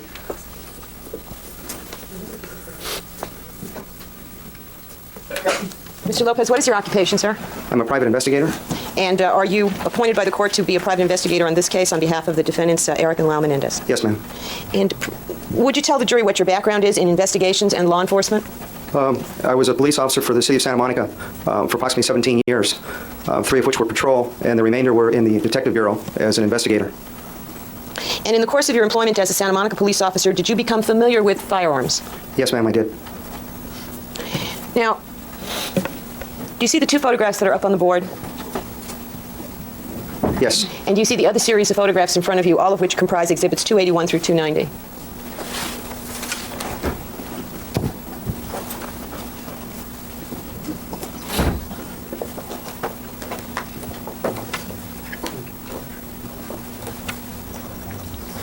Yes. And did you take those photographs, Mr. Lopez? Yes, I did. And where did you take them? In the city of Santa Monica at the Big 5 store on Wilshire Boulevard. And when did you take them? I took those, I believe it was October 4th. Of 1993? Yes. And how did you come to take those photographs? Were you instructed to do so? Yes, I was. And who told you to do that? I believe it was Miss Lansing. And had you gone to the Big 5 store in Santa Monica before October 4th, 1993? Yes, I did. And on what date did you go there? I believe it was the 1st. It was a Friday, October 1st. Did you make certain observations on that Friday, October 1st, when you were at that location? Yes, I did. And did you report those observations to Miss Lansing? Yes, I did. And was it then that you were instructed to go back and take photographs? Yes. Now, calling your attention to the photographs that are in front of you and the photographs on the board, what do those photographs basically depict? The photographs on the board, the one on the left depicts a glass cabinet with what appear to be firearms laying on the top shelf. Now, when you entered this store on October 1st, the Friday, did you at some point observe that glass cabinet? Yes, I did. And at the point when you first observed it, did you notice that it had what appeared to be firearms in it? Yes. And could you tell at that point whether they were real firearms or pellet guns? When I first saw them, they appeared to be real. Okay. And as you got closer to the cabinet, at some point, did they still appear to be real? As I approached the cabinet and looked at them closely, I realized they were not real. Okay. And was that based on your prior experience, or was there a label on them that said pellet gun, not real, anything like that? It was based on my experience. This cabinet, did you make any observations about the condition of the glass cabinet with respect to its potential age? Objection, lack of foundation. Rephrase the question. Okay. Did you make any observations about the condition of the cabinet? Yes, I did. And what did you observe about its condition? I observed that the cabinet was made of glass, and the top of the cabinet had several scratches on the top. Did they appear to be fresh scratches? Some appear to be fresh. The remainder appear to be very old scratches. Now, did you contact any persons who worked in that particular Big 5 store prior to August of 1989? I'm sorry. Did you make contact with any person or persons who worked in that particular Big 5 store prior to August of 1989? Yes, I did. And were you able to ascertain whether firearms similar to the ones that are depicted in that photograph were carried in the stores prior to August 1989? Yes. And were they? Yes. Were you personally, from your experience in law enforcement, familiar with any of the firearms depicted in that cabinet as having been something manufactured prior to August of 1989? Any firearms that you're referring to? These pellet guns, Your Honor. Yes. It turned out that all the guns in that cabinet were pellet guns, correct? That's correct. And did you determine strike that, did you recognize any of those guns as guns that you were familiar with prior to August of 1989? Yes. In your experience in law enforcement, had you come across pellet guns that resembled real handguns? Yes. Now, did you make an effort to ascertain whether there were other sporting goods stores in the general West LA Santa Monica area that sold either pellet guns in the shape of handguns or real handguns in August of 1989? Objection irrelevant.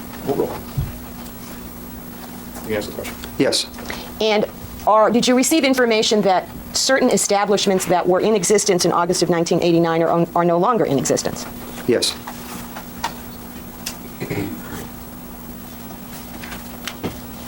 I have nothing further, Your Honor. Any examination on behalf of Lyle Menendez? No, Your Honor. All right, cross-examination.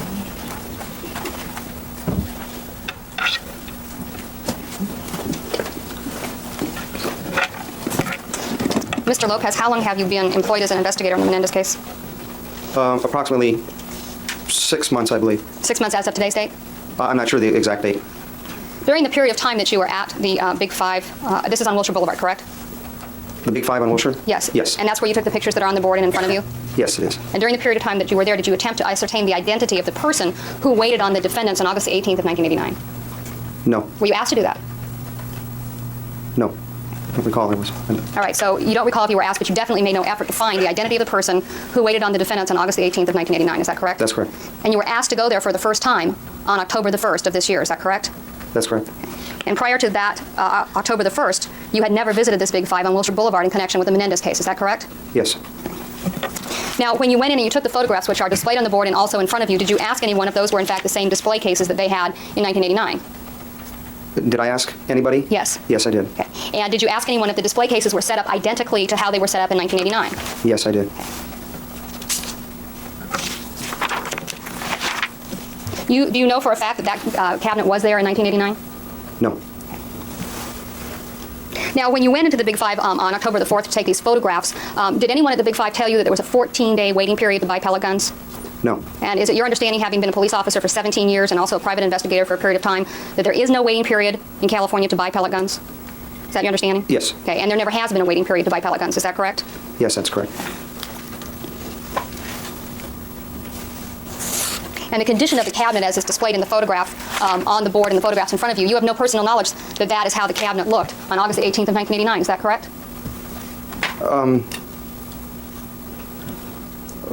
It's a difficult question to answer because I did speak to somebody about the glass cabinet and how it looked prior to 1989. But you have no personal knowledge of how the cabinet looked in 1989, is that correct? That's correct. You have no recollection of going into the Big Five in 1989 in August and looking at the cabinet and then making a comparison with the photographs you took last week, correct? Yes, that's correct.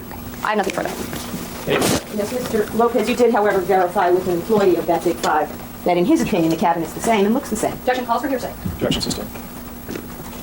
Mrs. Basanich asked you if you had tried to determine if it was the same display and if it looked the same, correct? That's correct. And you did make those inquiries, did you not? Yes, I did. And there is a former employee who you have arranged to have come testify here as a witness, correct? That's correct. Thank you.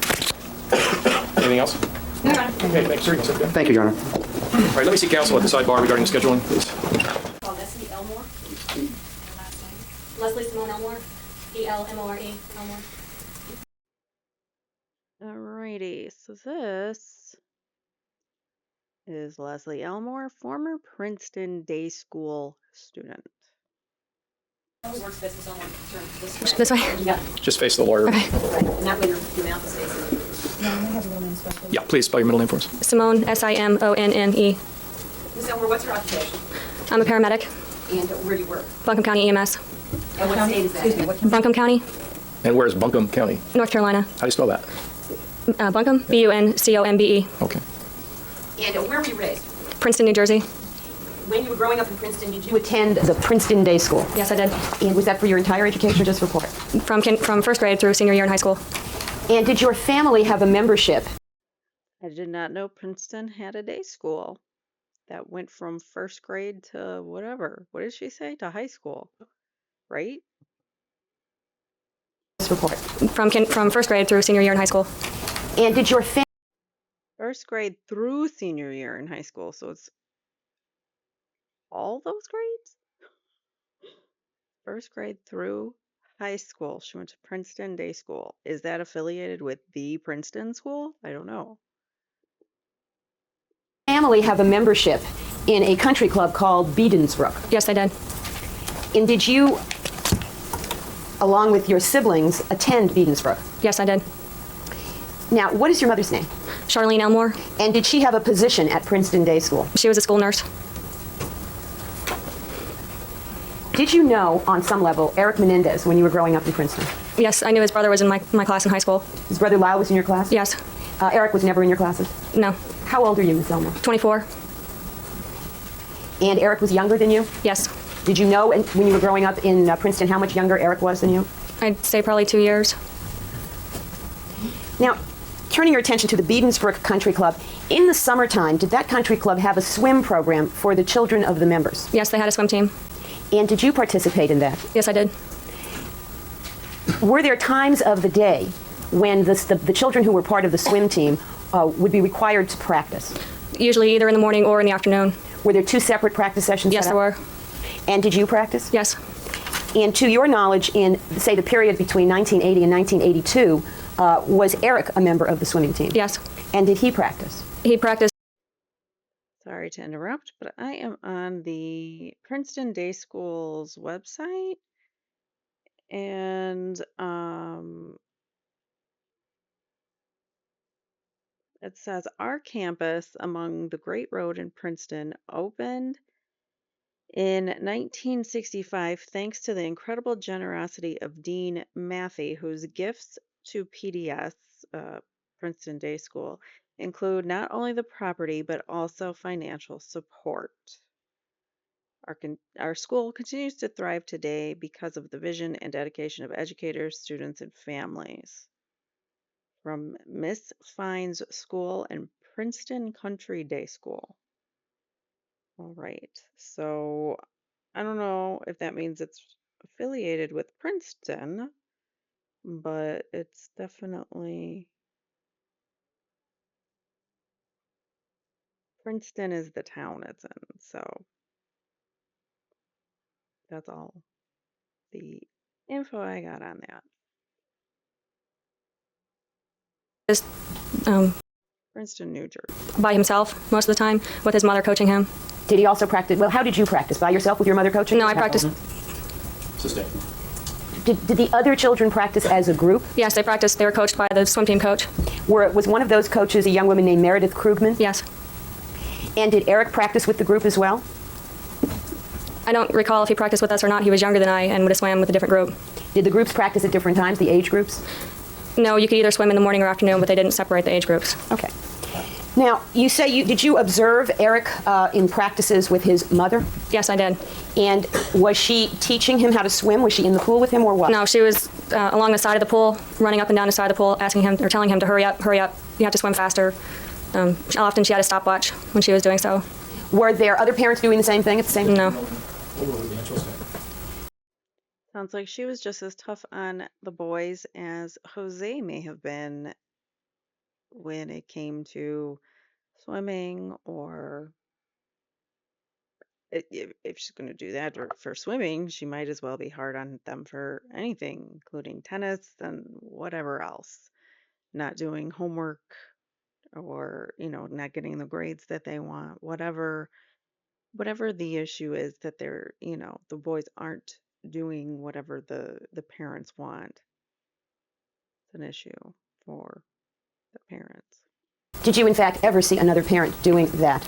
No. And was this on one occasion that you saw Mrs. Menendez running by up and down the side of the pool with the stopwatch, or was it more than once? No, I saw her on several occasions doing it. And I take it you and other members, other children who were members of the club were around when she would be doing that with Eric? Mm-hmm. Usually, after our practice ended, Eric would still be in the water swimming, and Mrs. Menendez was there on the side of the pool. Did you see Eric on a daily basis at the swimming pool at Beedensbrook during the summers? I'd say I probably saw him several times a week. And did you, apart from seeing his mother doing this, I guess was she timing him? With a stopwatch, yes. Apart from seeing her in that activity, was she just ever at the pool with him, like in a recreational way? Just not that I recall. Now, you heard her telling him. Basically meaning the boys never had fun. They were constantly being pushed to do more and to be more and to work harder, strive harder, to play harder, to swim harder, whatever it might have been. And to keep their mouths shut and to let the father just do whatever he wants, all control over the household. What, when she was running up and down the side of the pool? She would be shouting at him to hurry up, you're not swimming fast enough, you're never going to beat Rob Bergman. And Rob was, an excellent swimmer, and Eric was not even in the same age group with him. Was Rob like the star of Edensburg swim team? Yes, he was. And how much older? I take it he was older than Eric? He's probably 2 or 3 years older. And did you see, first of all, how many times would Eric have to swim and be timed by her in any given session? Do you know? I wouldn't be able to count those times. I saw it happening several times. What I'm saying is, would she just time him on one lap, or did he have No, in one occasion, he would do it several times. She would time him and keep telling him he had to go faster. And were there any occasions when you saw some sort of emotional reaction on Eric's part to this behavior by his mother? Yes, there was one instance where Eric had swam a lot that day and was cold, and he had gotten out of the pool and was standing with his hands together, clutching his arms to his side, saying he was cold, and Mrs. Menendez saying he had to get back in the pool and swim faster in order to beat Rob. And did you see any reaction on Eric's part besides appearing to be cold? He was almost to the point of tears. And were there other kids around at that time within, say, hearing distance of what his mother was saying? Yes.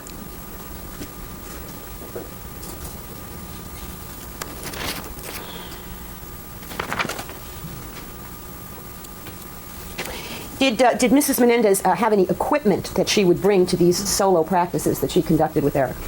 A stopwatch. What is a kickboard? A kickboard is a flotation device that we use in the pool just to practice our kicking, get stronger in our kicking. We wouldn't use our arms. Did you ever see her having Eric use that kind of object while she was training? Yes, I did. Did you ever see her swim, by the way? No. Did you ever see her even in a swimsuit when she would be conducting these sessions? No. Roll dance will stand. I did not. She often wore... You've answered the question. Can you describe what she was wearing? Sustain. Did she have clothes that looked like trainer's clothes, like the kinds of things coaches would wear? Sustain.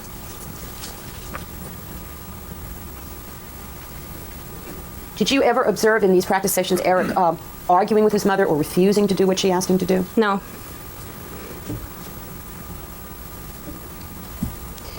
Did you see him appear to be cold or say that he was cold on other occasions than the one you've described?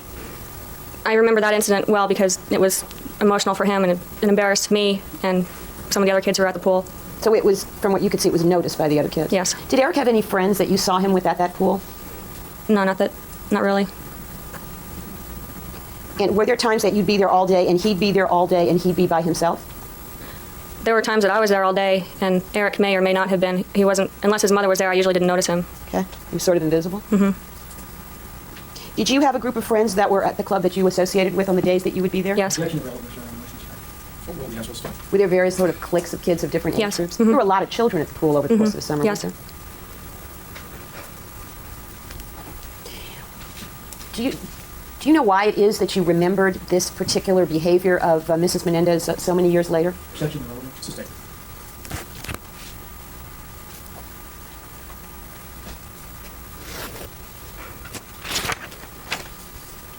Were there always coaches available at the Edensburg School? Yes, there were. On the days that you would see Mrs. Menendez there, were those days that the coaches had been there and were training the children? Yes. Did you ever see Lyle Menendez at Edensburg? Yes, I did, but he mostly played tennis and he would have to wait before he'd come down to the pool after he played. And would you see Lyle playing tennis? Could you see the tennis courts from the pool? Yes. But did you ever see Eric and Lyle together over the course of an entire day at Edensburg? During the entire day, no. They were together, throughout the day periodically, but not usually together the whole day. Would Lyle come down from the tennis courts to the pool from time to time? Yes. Now, based on what you observed, did you think that Mrs. Menendez just wanted what was best for her son, Eric? Objection calls for speculation. Sustain. Did she appear to be a concerned parent to you? Objection calls for speculation. Sustain. Could you characterize the way she spoke to Eric when she was there with him during these swim practices? She was loud and often raised her voice at him, shouting at him. Did you ever hear her praise his performance or praise anything he was doing? No, not that I remember. Did you ever hear her make any statements specific to how much time he had to, that he would have to complete a lap, or how much time he had to shave off or save in order to be a better swimmer? Tenths of seconds. It wasn't much time. What did you hear her say in that regard?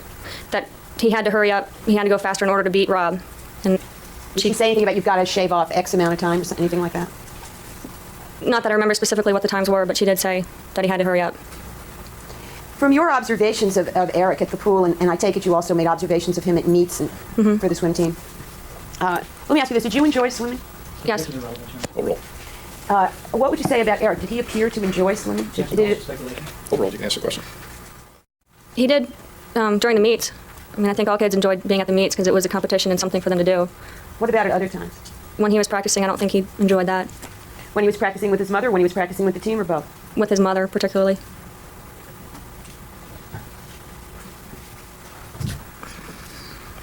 Thank you. I have nothing further, Your Honor. Cross-examination? Yes.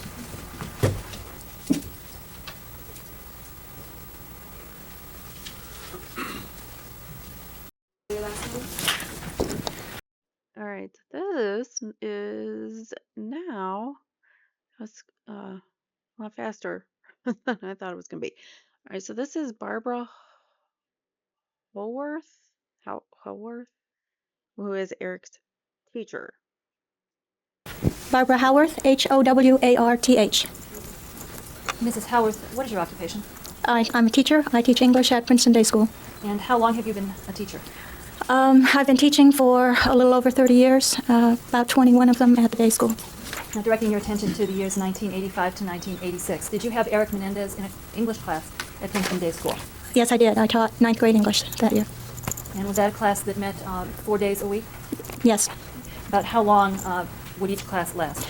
They would vary. Some classes were 40 minutes, others were 55, depending on the day of the week. And in addition to the class session, did you have a regular time where you met one-to-one with Eric? Yes, I meet with all my students once every 2 weeks for at least 15 minutes. If they'd like more conference time than that, we can set that up. Now, this was a class that began in the fall of 1985 and ended in the summer of 1986? That's correct. And during the course of those months that you taught Eric Menendez, would you grade him? Yes, the students were graded 4 times a year officially, and at the end of each marking period, we would write a comment as well as a grade. And have you had an opportunity to review your comments for Eric Menendez during 1985 and 1986? Yes, I have. May I approach, Your Honor, with Exhibit 197? Yes. Thank you. I'm showing you a packet of documents that have been tabbed. Do those appear to be Princeton Day School records about Eric Menendez? Yes, they are. Now, in addition to the 4 comments, is there something called an interim report that you might make about a student? And in the middle of every marking period, there's a possibility for an interim. There's also a possibility at any other time during the marking period when there was particular concern about an individual student. Not every student would get an interim. Now, directing your attention to October of 1985, did you prepare an interim report about Eric Menendez? Yes, I did. And at the time you prepared that report, how long had he been in your class? He had been in the class for about 1 month, and at that time, a month and a half, and I was concerned about his performance. So even though I did not worry that he was going to fail the course, I wanted to call to the parents' attention the fact that he was having difficulties more than normal. What sort of difficulties was he having? Eric had trouble meeting assignment deadlines. He often misunderstood the directions for assignments. He sometimes did not do well on quizzes, especially pop quizzes that were unannounced. He seemed to have trouble keeping track of when the class met. The class did not meet at the same time every day. And for my particular class, we did not even meet in the same place every day. I used a computer room for some writing and the classroom. And Eric was frequently late because he had gone somewhere else instead. Now, do you have any particular example in mind when you say that he had difficulty following instructions? Yes, it would run the whole gamut of types of things that he had trouble with. Some were as mundane as proper heading on a paper, or even remembering to put his name on a paper. Other times he would, if the instructions were to include 3 characters in the examples that he brought into the assignment, he would only have 1 or 2. And it didn't seem to matter whether I would often hand out written instructions and then go over them orally, or have students read and question the instructions. And even with that double enforcement, he would not understand. Was Eric a particularly anxious student that you, is that something that you noticed during the first month that you taught him? I mentioned that in the first interim and in several others, and in several other comments. He was anxious about, clearly anxious about grades. He would, I would refer to it as his having something that was getting in his way, and I didn't know what. Mrs. Howarth, was there ever any contact made by either of Eric's parents regarding the interim report that you made that was in October of 1985? No, there was not. They did not respond directly to any of the comments that I made throughout the year. Okay. You mean they didn't call you or try and talk to you about what you had written about their son? That's correct. They didn't ask for a conference. Parents often call on the phone when something goes home. They did not call. I never met Mr. Menendez. Let me ask you, did you see Mrs. Menendez at the school? Yes, she was frequently at school, especially toward the end of the day, and she would be sort of waiting around, I assumed, to take the boys. They had a very busy schedule, and she would often be either just outside the classroom or she would come into the classroom to look at the bulletin boards at the end of the day. Was that when the children were there, when they had left? It was often just as class was being dismissed, and usually students hang around, sometimes to talk about important things, sometimes just to hang around. And did Mrs. Menendez, when she was there after school, ever say to you, well, what about the interim report? No, she did not. She would, however, tell me about Eric, tell me that he was studying much harder, that she thought that he was getting better at problems that he had in English, that he was enjoying English so much this year. I sometimes felt that she was directing what my next comment should say, but she did not ask me about specifics in previous comments. You said that she was... I wonder if she was just trying to paint that pretty picture that, oh, Eric's doing great now, just trust me, believe me, type of mentality. And if I say it enough, it's true, and Eric's just fine, and he's doing great in English.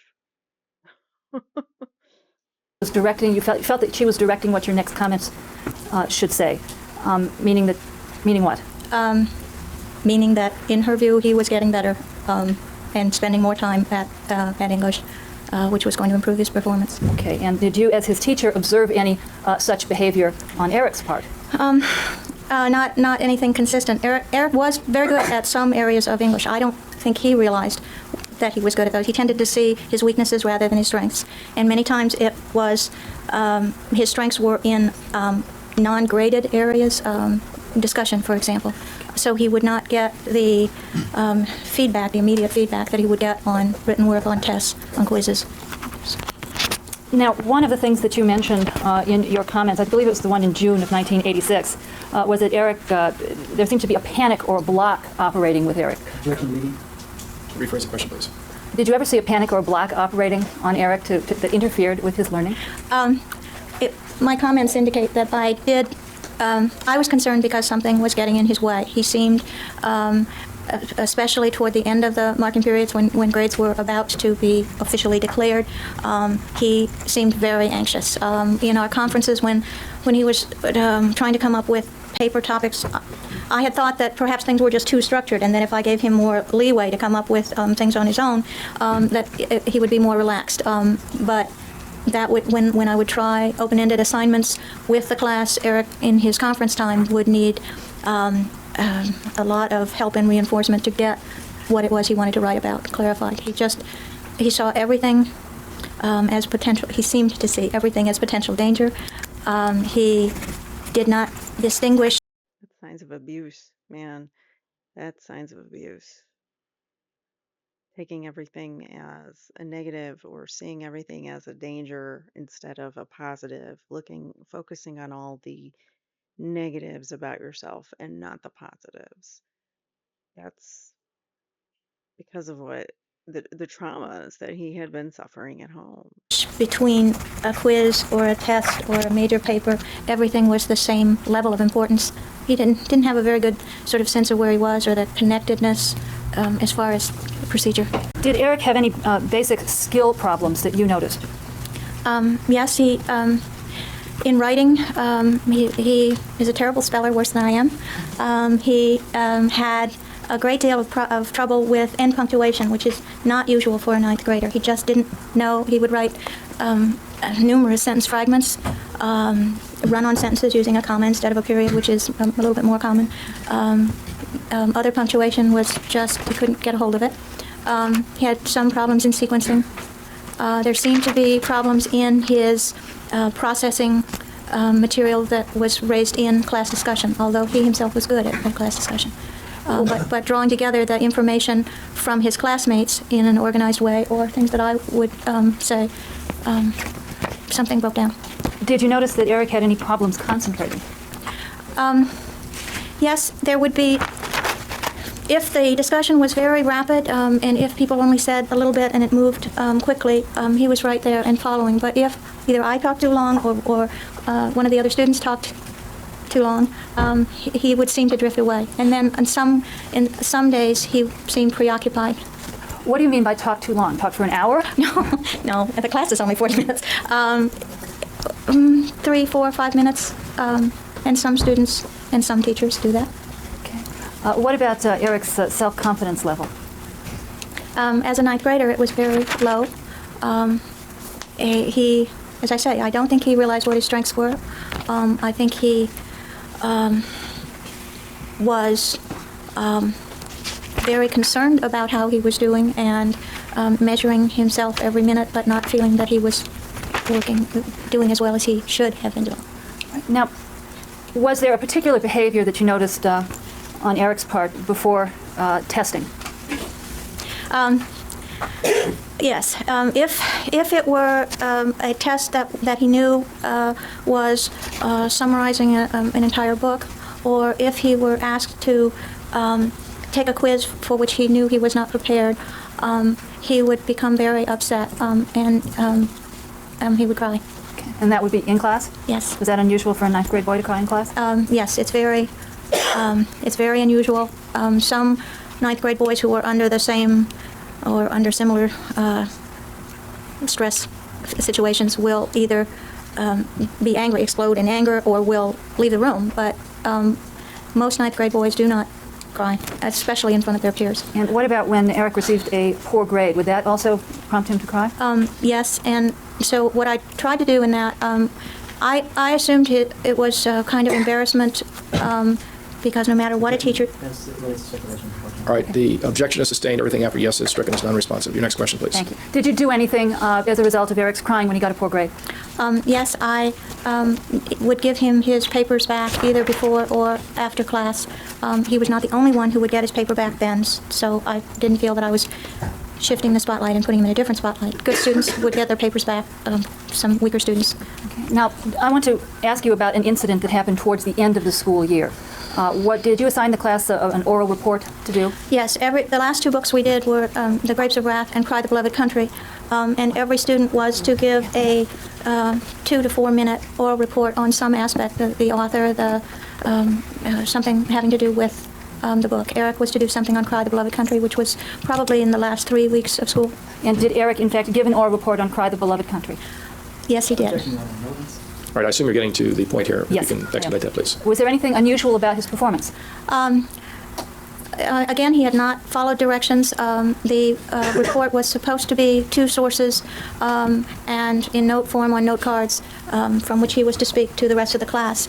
Instead, Eric's report, he read his report from note cards, and the vocabulary was, he had trouble pronouncing some of the words, didn't seem to understand what was behind some of the sentences, and so I felt it was not his own work. Okay. And did you, at some point, discover a book with the same oral report that Eric had given? Yes, he had copied it word for word from the World Book. Right. Now, as a result of this incident, did you have a meeting with Eric and with his mother? Yes, his mother, Eric, Sanford Bing, who was the head of the upper school at that time, and I met in Mr. Bing's office about the oral report. And at the conference that you had with Mrs. Menendez, did you show her Eric's note cards and then the World Book Encyclopedia? Yes, not immediately. She started the conference. She was angry at me. She said I had been picking on Eric all year that I was unfair to Eric, that Eric would not do anything like that, what I had said. She was a very difficult woman to interrupt, and I tried several times to say, wait, I have something to show you. Mr. Bing said, let's start this again. And I had the assignment sheet, which explained what Eric was to have done. I had the World Book. I had his note cards. And did you show her these things? Yes, I did. Okay. And what did her attitude towards this change after you showed her these things? Yes. When she looked at it very quickly and then turned on Eric and was upset with him, which was not unusual if a parent is embarrassed about. Okay, well, you're going beyond the question. Okay. Don't tell us what other people do. Let me ask you another question. What specifically did Mrs. Menendez say to Eric? She said that how could he do this to the family name? How could he lower this family honor and bring disgrace upon the family? Which to my mind was not the point. Okay, And answer the question. All right. But she spoke about the family name and family honor. That's correct. And you had to have a moment, Your Honor. Family name and family honor. She continued her criticism for quite a while. I would characterize it as angry. And how did you react when Mrs. Menendez became angry and started speaking to Eric about the family honor? Sustain. What did you do when Mrs. Menendez began saying these things to Eric? Asking what did she say in Yes. this group meeting? You can answer that question. What did you say, if anything? Okay. I said that what I wanted Eric to see was that not following directions could get him in serious trouble. That if he were taking a shortcut, it was not helping himself. It was not showing him what he could do. That getting the assignment finished was not the point, but the process.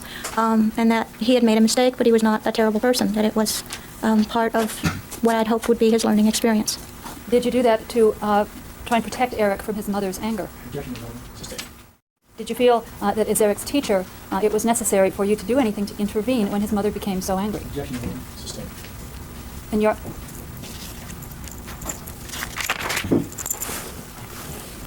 Was there any reaction on the part of Mrs. Menendez to your kind of explaining to Eric that the shortcuts weren't good?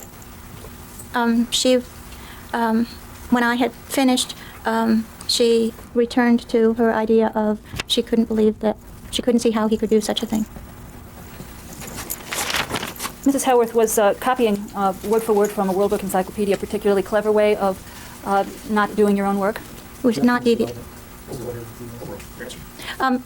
It was not devious. That was one of the reasons that I felt that we should handle this situation with the head of upper school.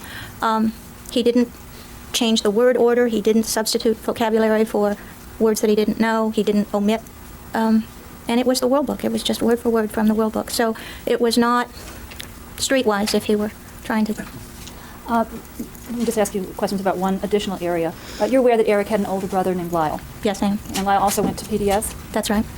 He was 2 years older than Eric? He was a senior when Eric was a freshman. Mrs. Howarth, how did you first become aware that Eric had an older brother named Lyle? Everyone at school knew Lyle. Lyle was very good at tennis and brought a great deal of positive publicity to the school. And I taught Lyle at the end of his senior year, but before that I had read quite a lot about Lyle in Eric's journal. What's the journal? In the ninth grade, students are asked to keep a journal, not write in it every day, but once a week, once every 2 weeks. There would be an open-ended assignment of write about a member of your family, write about something you did last weekend. The idea for the journal was to have students writing about things they knew well about and to develop a fluency. From that journal, some later writing assignments would grow. And would you read your students' journals as part of your class? I would collect them every 4 weeks or so, or we would go over them in conference. I did not grade the journals. I would either write a letter back to the student about things in the journal, or I would talk to the students in conference about their journal. What did Eric write about in his journal? I would say 70% of his journal was about Lyle. Then there was entries about sports, a few other entries. What would you write about, Lyle? Did Eric, based on your reading of his journal and seeing him in class, seem to look up to his older brother? Very much so. I often thought he didn't. It wasn't just that he wanted to be like Lyle. Speculation. Okay. All right, you've answered the question, and everything after yes is stricken as unresponsive. I just have a moment, Mary. Did Eric ever, in his journal, express a desire to be like his older brother? Objection open. Overruled, you've answered the question. He, Do you recall that specifically, yes or no? not in his journal, no. Okay, did he ever express a desire to be like his brother outside of his journal? There was one conference that we were talking about something that he had written about sports, about soccer. He was very good at soccer, and I asked him why he was not concentrating his sports efforts on soccer. He was wonderful on the soccer field. And he said because Lyle plays tennis. And at the time I thought that's ninth grade logic at work that I don't understand. Okay, thank you very much. I have nothing further at this time. Cross-examination? Thank you, Your Honor.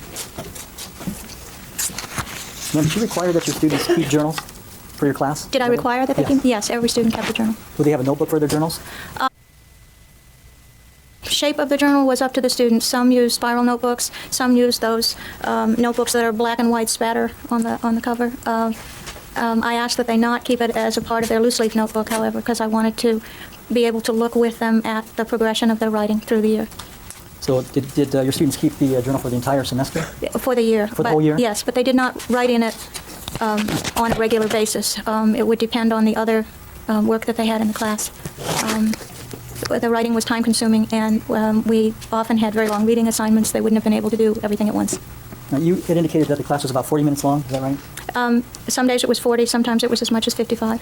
Did you see any of your students, their attention kind of wandering during the course of the class? Yes. That wasn't uncommon It's less common than you might expect because in your class?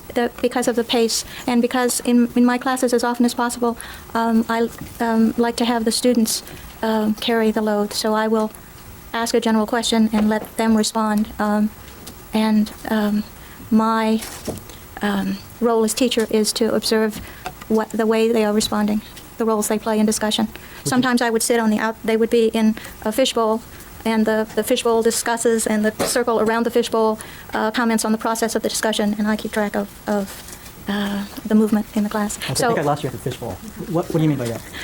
Students sit in the center and discuss an idea, half the students. The other half sit around the outside, and after 10 minutes, 15 minutes when I stop the discussion, they comment on what they've noticed about the way the discussion went and the roles that their peers had in the discussion. I would sit outside the circle and take notes on whether a student initiates, summarizes, helps another student into the discussion, all the different roles that they Is can that the have. format that you had for your class throughout the year? No, but twice a week probably, something like that. So it was very important for the students to be actively involved in the class. I run very few lectures. We don't sit in the same places all the time. So there were 4 times that you would meet. This class would What does this have to do with anything? meet per week. 4 times a week, that's correct. And the 2 other days that you didn't have this particular format, would it be a lecture format? No, it would probably be small group work, or I give I don't like to lecture. It doesn't work for most high school students in my mind, so I don't lecture. Would you see some of your students get bored on occasion with what was going on in class? Yes, I would see a student or two. Some sounds like too many. Okay. Now, would you say that it was fairly common in your experience in over 20 years of teaching that 9th graders are generally self-doubters at that period of their education? It's a difficult transition year for many, yes. And did you indicate that it's fairly common for 9th graders to be self-doubters? Not common enough to get interims and have it mentioned in reports home. There's a certain level of insecurity that you expect, and then there are some students who move beyond that level of uncertainty and self-doubting. But maybe in 2 classes, maybe 2 or 3 a year that need extra nurturing, that extra concern. Do you remember Giving a report? giving an interview? Yes. And do you recall saying that it's fairly common for 9th graders to be self-doubters? Objection, Your Honor. Roll. But what I'm saying is that, Question is, do you remember saying? yes, Now, let's get on to another topic here. Yeah, she's admitting to saying it. She clarified that by what she meant. You were saying that there was a problem that Eric Menendez... Object, Your Honor. Pupil didn't read the entire entire sentence to the All right, let's have Ms. Morrissey state these objections. Objection, Your Honor. The entire sentence isn't being stated. All right, the objections on the roll. All right, the next question, please. There was you had testified earlier about a problem with an oral report by Eric Menendez. Do you recall that? Yes, today, of course. Basically, he cheated. Would that be fair to say? Objection, on cross speculation. He did not follow the directions, and because he had a history of not following directions, I really didn't know if how much thought he had given to doing it the way he had done it. It did not go to judiciary. I'm sorry, what was It did not go to judiciary. It went to the head of the upper school, and that was a judgment call on my part because of the time of year, and I wanted immediate follow-up because of the history of not understanding what he was to do, and my not understanding why he didn't understand. I couldn't find whatever it was that was getting in his way to help him get rid of that, to help him change that pattern. Okay, the question is, did he plagiarize his oral report? Yes. Did you instruct him to copy a report out of an encyclopedia? No. In fact, when you recognized that he had cheated, you called his mother. Would that be fair to say? I went to Eric, and I think he brought his mother in on it. Okay. Because she had responded before the end of that day. Now, when you initially confronted the defendant with your belief that he had cheated, he had plagiarized, did he deny that he had done so? Yes, he did.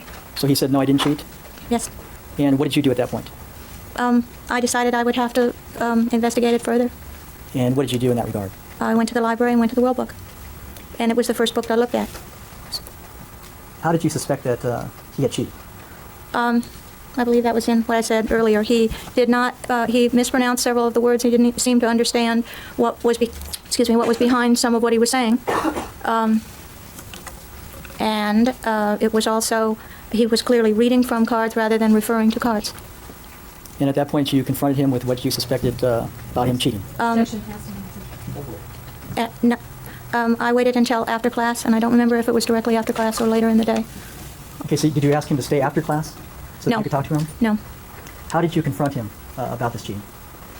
I asked him if, I said that I did not think that these were his words, and that I felt he hadn't done the assignment the way it was intended. Now, when he denied that he had cheated, was it you that called Mrs. Menendez up for a meeting? No, I don't believe I did. Okay. You indicated that Mrs. Menendez was called at some point. Do you recall who called her? No, I don't remember. You had indicated that during this meeting with Mrs. Menendez that there was yourself, the defendant, his mother, and somebody named Bing? Mr. Bing, Sanford Bing, who was the head of the upper school. Now, had you... Eric's advisor was not there, and I don't know why. Had you gone to Mr. Bing to let him know that you had caught Eric Menendez cheating? I wonder if it's any relation to Chandler Bing. What do you guys think? I've never heard of another Bing besides Chandler. Yes, I went to Mr. Bing even later in the day to advise him of what had happened.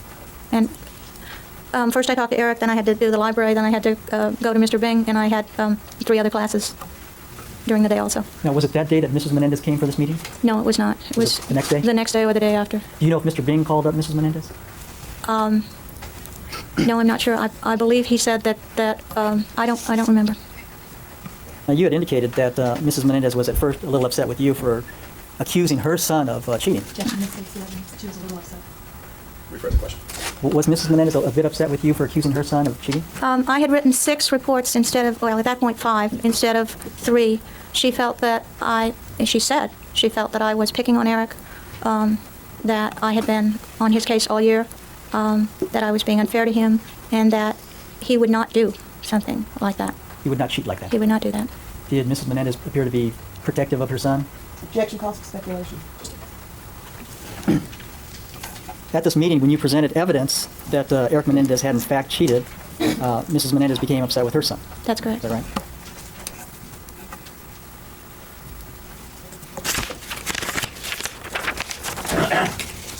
Now, the punishment for this was what? Eric redid the report using 2 sources, using note cards, and he gave the report to me in my office, not to the whole class. Had you had any other student in your class cheat such as that? Objection, Your Honor, relevant. When Eric Menendez cried when he got these less than acceptable grades, did you feel sorry for him? I was really worried about his overall performance. I'm not sure that I'd call it feeling sorry for him. I was concerned about the level of anxiety. I was concerned that this seemed to be a pattern, and I was frustrated in that I couldn't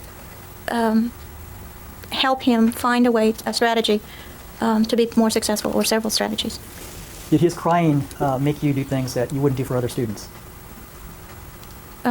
Would you say that again? Yes. Did the defendant's crying when he got bad grades, would that make you do something that you wouldn't do for other students? For example, you indicated that you allowed the defendant to redo his paper and give the oral report simply in front of you rather than in front of the whole class. I take it that was an exception. It was my effort to have him go through the process of the assignment. The day school allows teachers that kind of latitude, so that all of us teachers, I think, really do try to structure the class situation, the requirements of a course, so that they meet the individual needs of all our students. I have usually about 15 students in a classroom, which gives me time and space to be able to do that, but it often means at least 12 variations on a theme, often for assignments and ways of responding to their responses. So I tried to find ways of putting less pressure while still demanding that he complete the things that were necessary for his development as a student. Okay, thank you, ma'am. Amy Director. A couple questions, Jonathan. Mrs. Howarth, Mr. Kuriyama read to you from a copy of a report about an interview. Have you had a chance to look at that report? Yes, I did look at that. Okay, and did you, in the interview, say that it's fairly common for ninth graders to be self-doubters? Yes. Okay, and did you also say, as part of that same sentence, but Eric was an extreme case? Yes. Okay. And was Eric an extreme case of self-doubt? Yes, of self-doubt and of anxiety. Mr. Kuriyama asked you whether or not it was other students appeared to have their attention wander during your class. How would you characterize the degree of wandering that Eric did as opposed to your other students?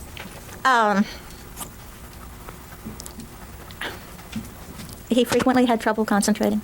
That year, maybe there was perhaps there were two other students in two ninth grade classes that I taught that might give me similar concern, but this combined with other things.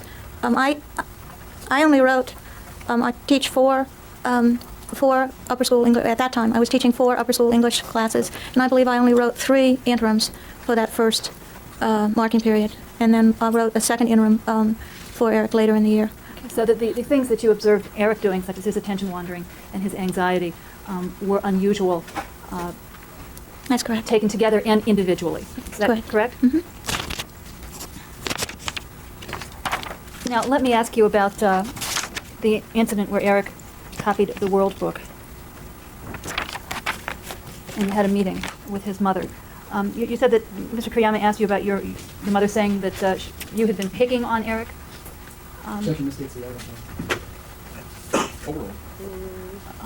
Had you been picking on Eric during the course of this year, Mrs. Howard? I wouldn't characterize it in that way. I tried to give Eric as much attention as I could to address the problems that he was having. I did write more reports on Eric than I did on other students to try to keep the parents informed. His grades were not good, despite... Did Mrs. Menendez ever express any resentment towards you for your comments? No, nothing direct about the comments themselves. What about Eric? Did you ever have any discussions with him about that he didn't like all these suggestions that you were making in his comments? In conference, we would go over the comments and try to work on strategies that he could use so that the problems would not come up. We would... That's not the question. Did he ever complain about your writing comments? No. No. Did he appear to appreciate your efforts to help him? Did he respond to your efforts to help him in these conferences? Did he listen? Yes, and he was good about coming to conferences. And that was, again, particularly difficult because they would... Yes. Okay. Was there ever any pattern to Eric's performance problems that you were able to discern? No. Do you, as a teacher, do you, in students, observe certain recognizable patterns? That is, somebody who has trouble reading will display certain problems. Is it somewhat predictable? All right, so let's go to the current examination. Anything else? Perhaps.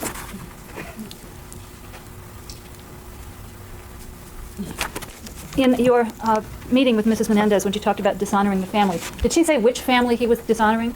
Is that the Menendez family? She would, her words were the family name, the family honor.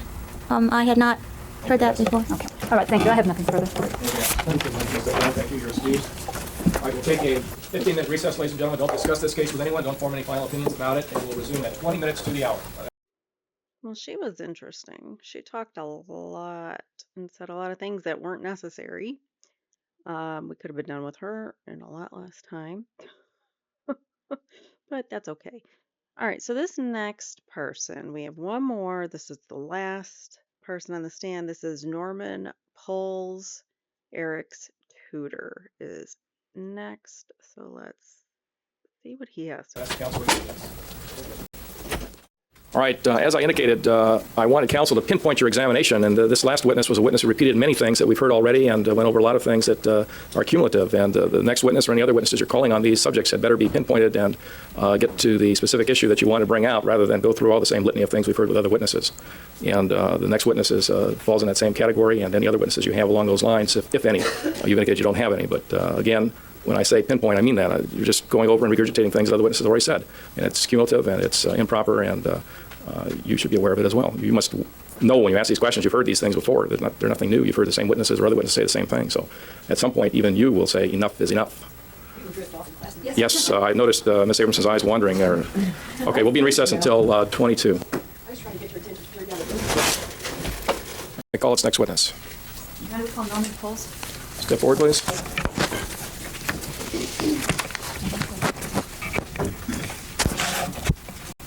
Would you raise your right hand, please, for sworn? I don't think that's fair of what the judge said. That last witness talked a lot more than she should have. He could have reined her in a lot more than he needed to, or than he did. And I don't think, I mean, they could have finished up with her a lot faster, but I don't necessarily agree. Well, I know these are kind of out of order, but it doesn't, we're on part 2, but it's not necessarily the order in which everybody was on the stand. So maybe there was some repetition, but at this point, I don't really see it. So I kind of disagree with the judge there. I swear that the testimony you may give in the cause now pending before this court should be the truth, the whole truth, and nothing but the truth, so help you God? I do. Please do. You tell us your full name, spell your last. The name is Norman. The last name is Puls. P-U-L-S. I just lean back and pick up your voice. Thank you.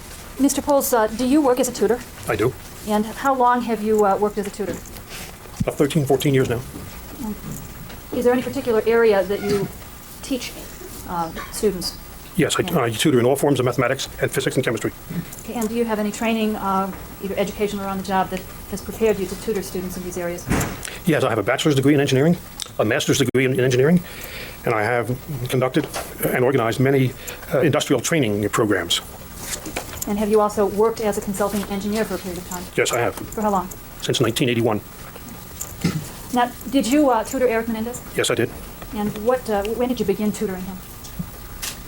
The fall term of 1987.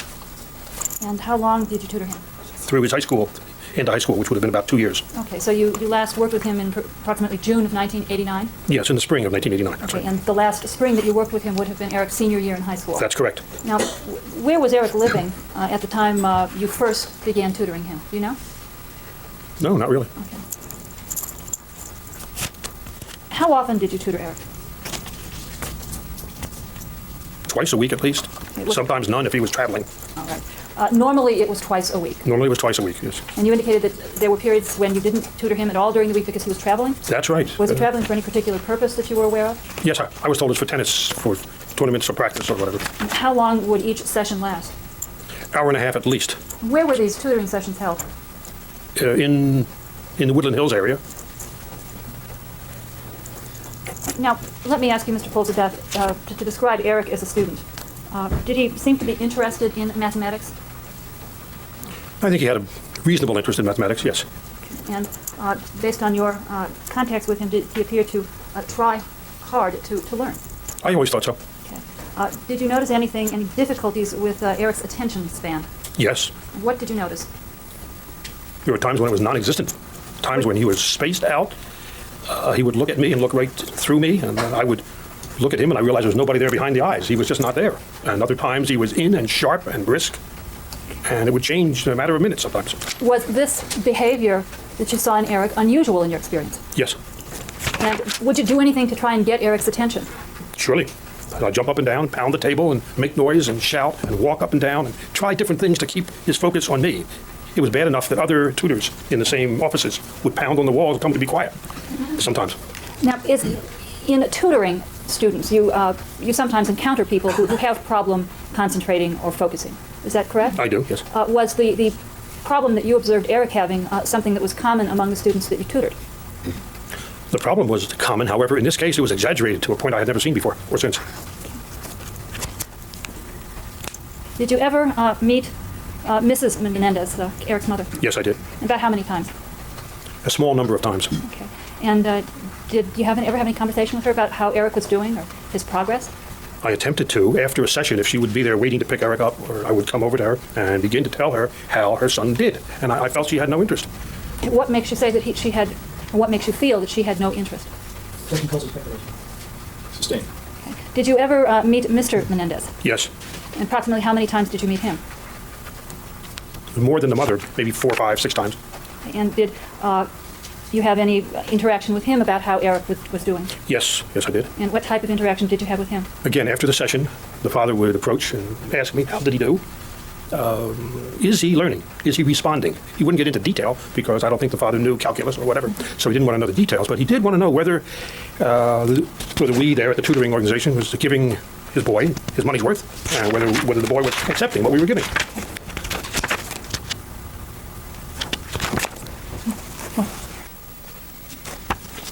Was Eric accepting what you were giving? About half the time.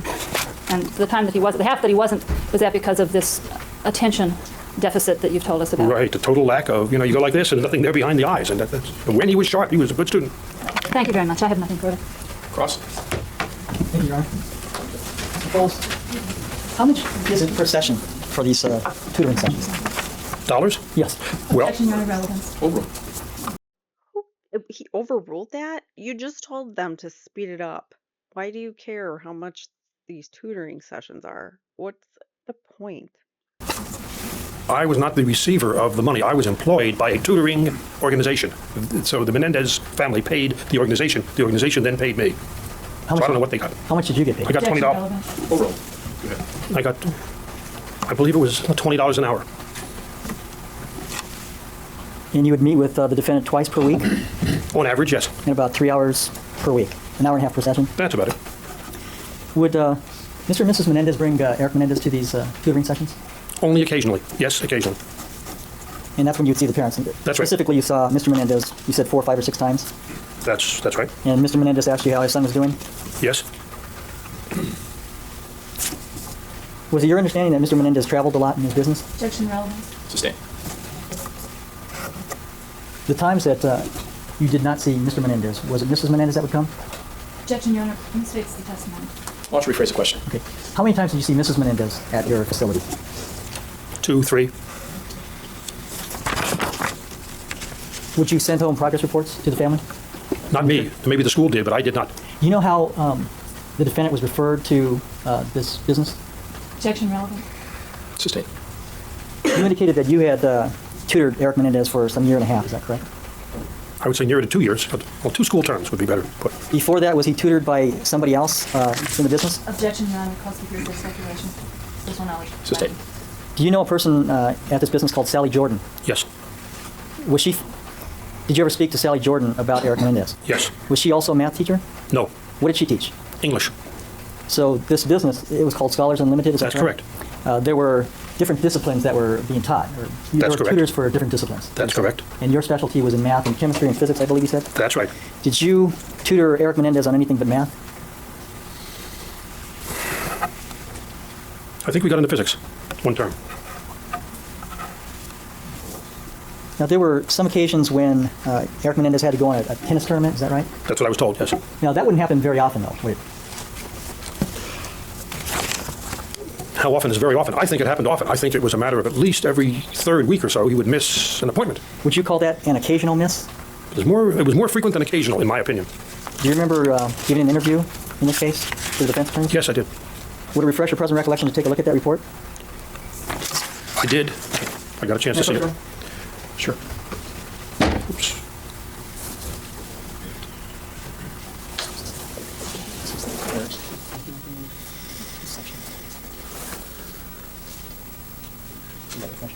Yeah.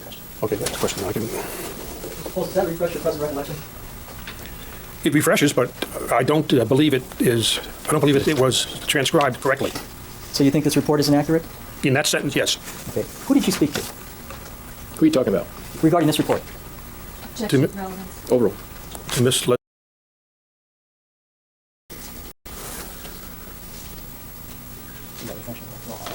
Okay, that's the question. I can. Does that refresh your present recollection? It refreshes, but I don't believe it is. I don't believe it was transcribed correctly. So you think this report is inaccurate? In that sentence, yes. Okay. Who did you speak to Who are you talking about? regarding this report? Objection, To- relevance. Overruled.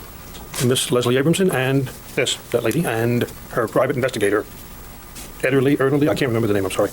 Cindy Erdely? Cindy Ederly. That sounds correct. Yes. Did the defense give you a copy of this report to refresh your recollection before you testified today? Yes. Okay, so you've seen this report before? Yes, I have. If that's the 3-page one, yes, I've seen it.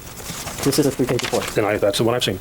Now, this report then says that you had indicated, or you reported that Eric Menendez occasionally missed his lessons because of conflicts with his tennis lessons, correct? That's what it says. Yes. And what you're saying now is that the defense report is inaccurate? I think so. I think it should be more than just occasionally. It should say frequently. Did you bring that to the attention of the defense attorneys in this case when you read it? Overruled. Your answer? Yes, I mentioned that I thought it was a error in copying or transcribing or understanding or whatever. I didn't think it was major, though, because the difference between occasionally and frequently is it's a matter of degree. I have nothing further, Your Honor. All right, anything else? Just one question. What about Mrs. Menendez's behavior caused you to think that she wasn't interested in how her son was doing? Sustained. Mr. Kuriyama asked you about meeting Mrs. Menendez 2 to 3 times. Yes, he did. During the 2 to 3 times that you met with her, did you have conversations? Objection, counsel. Overruled to that question. Did she speak to you? Hardly at all. I attempted to speak to her and explain how her son was doing, and I got no response. And she. All right, you've answered the question, sir. Thank you. I have nothing further. All right, anything else? No further questions. All right, thank you. You may sit down. You're excused. Let me see, counsel. All right, that is the end of part 2. Just making sure I'm not muted because my dogs are being noisy right now. All right, so that's the end of defense's case. Part 2. Up next, we will hear from tennis coach, and swim coach. So that'll be in defense's case part 3. Until then, guys, I look forward to watching that with you guys on Thursday.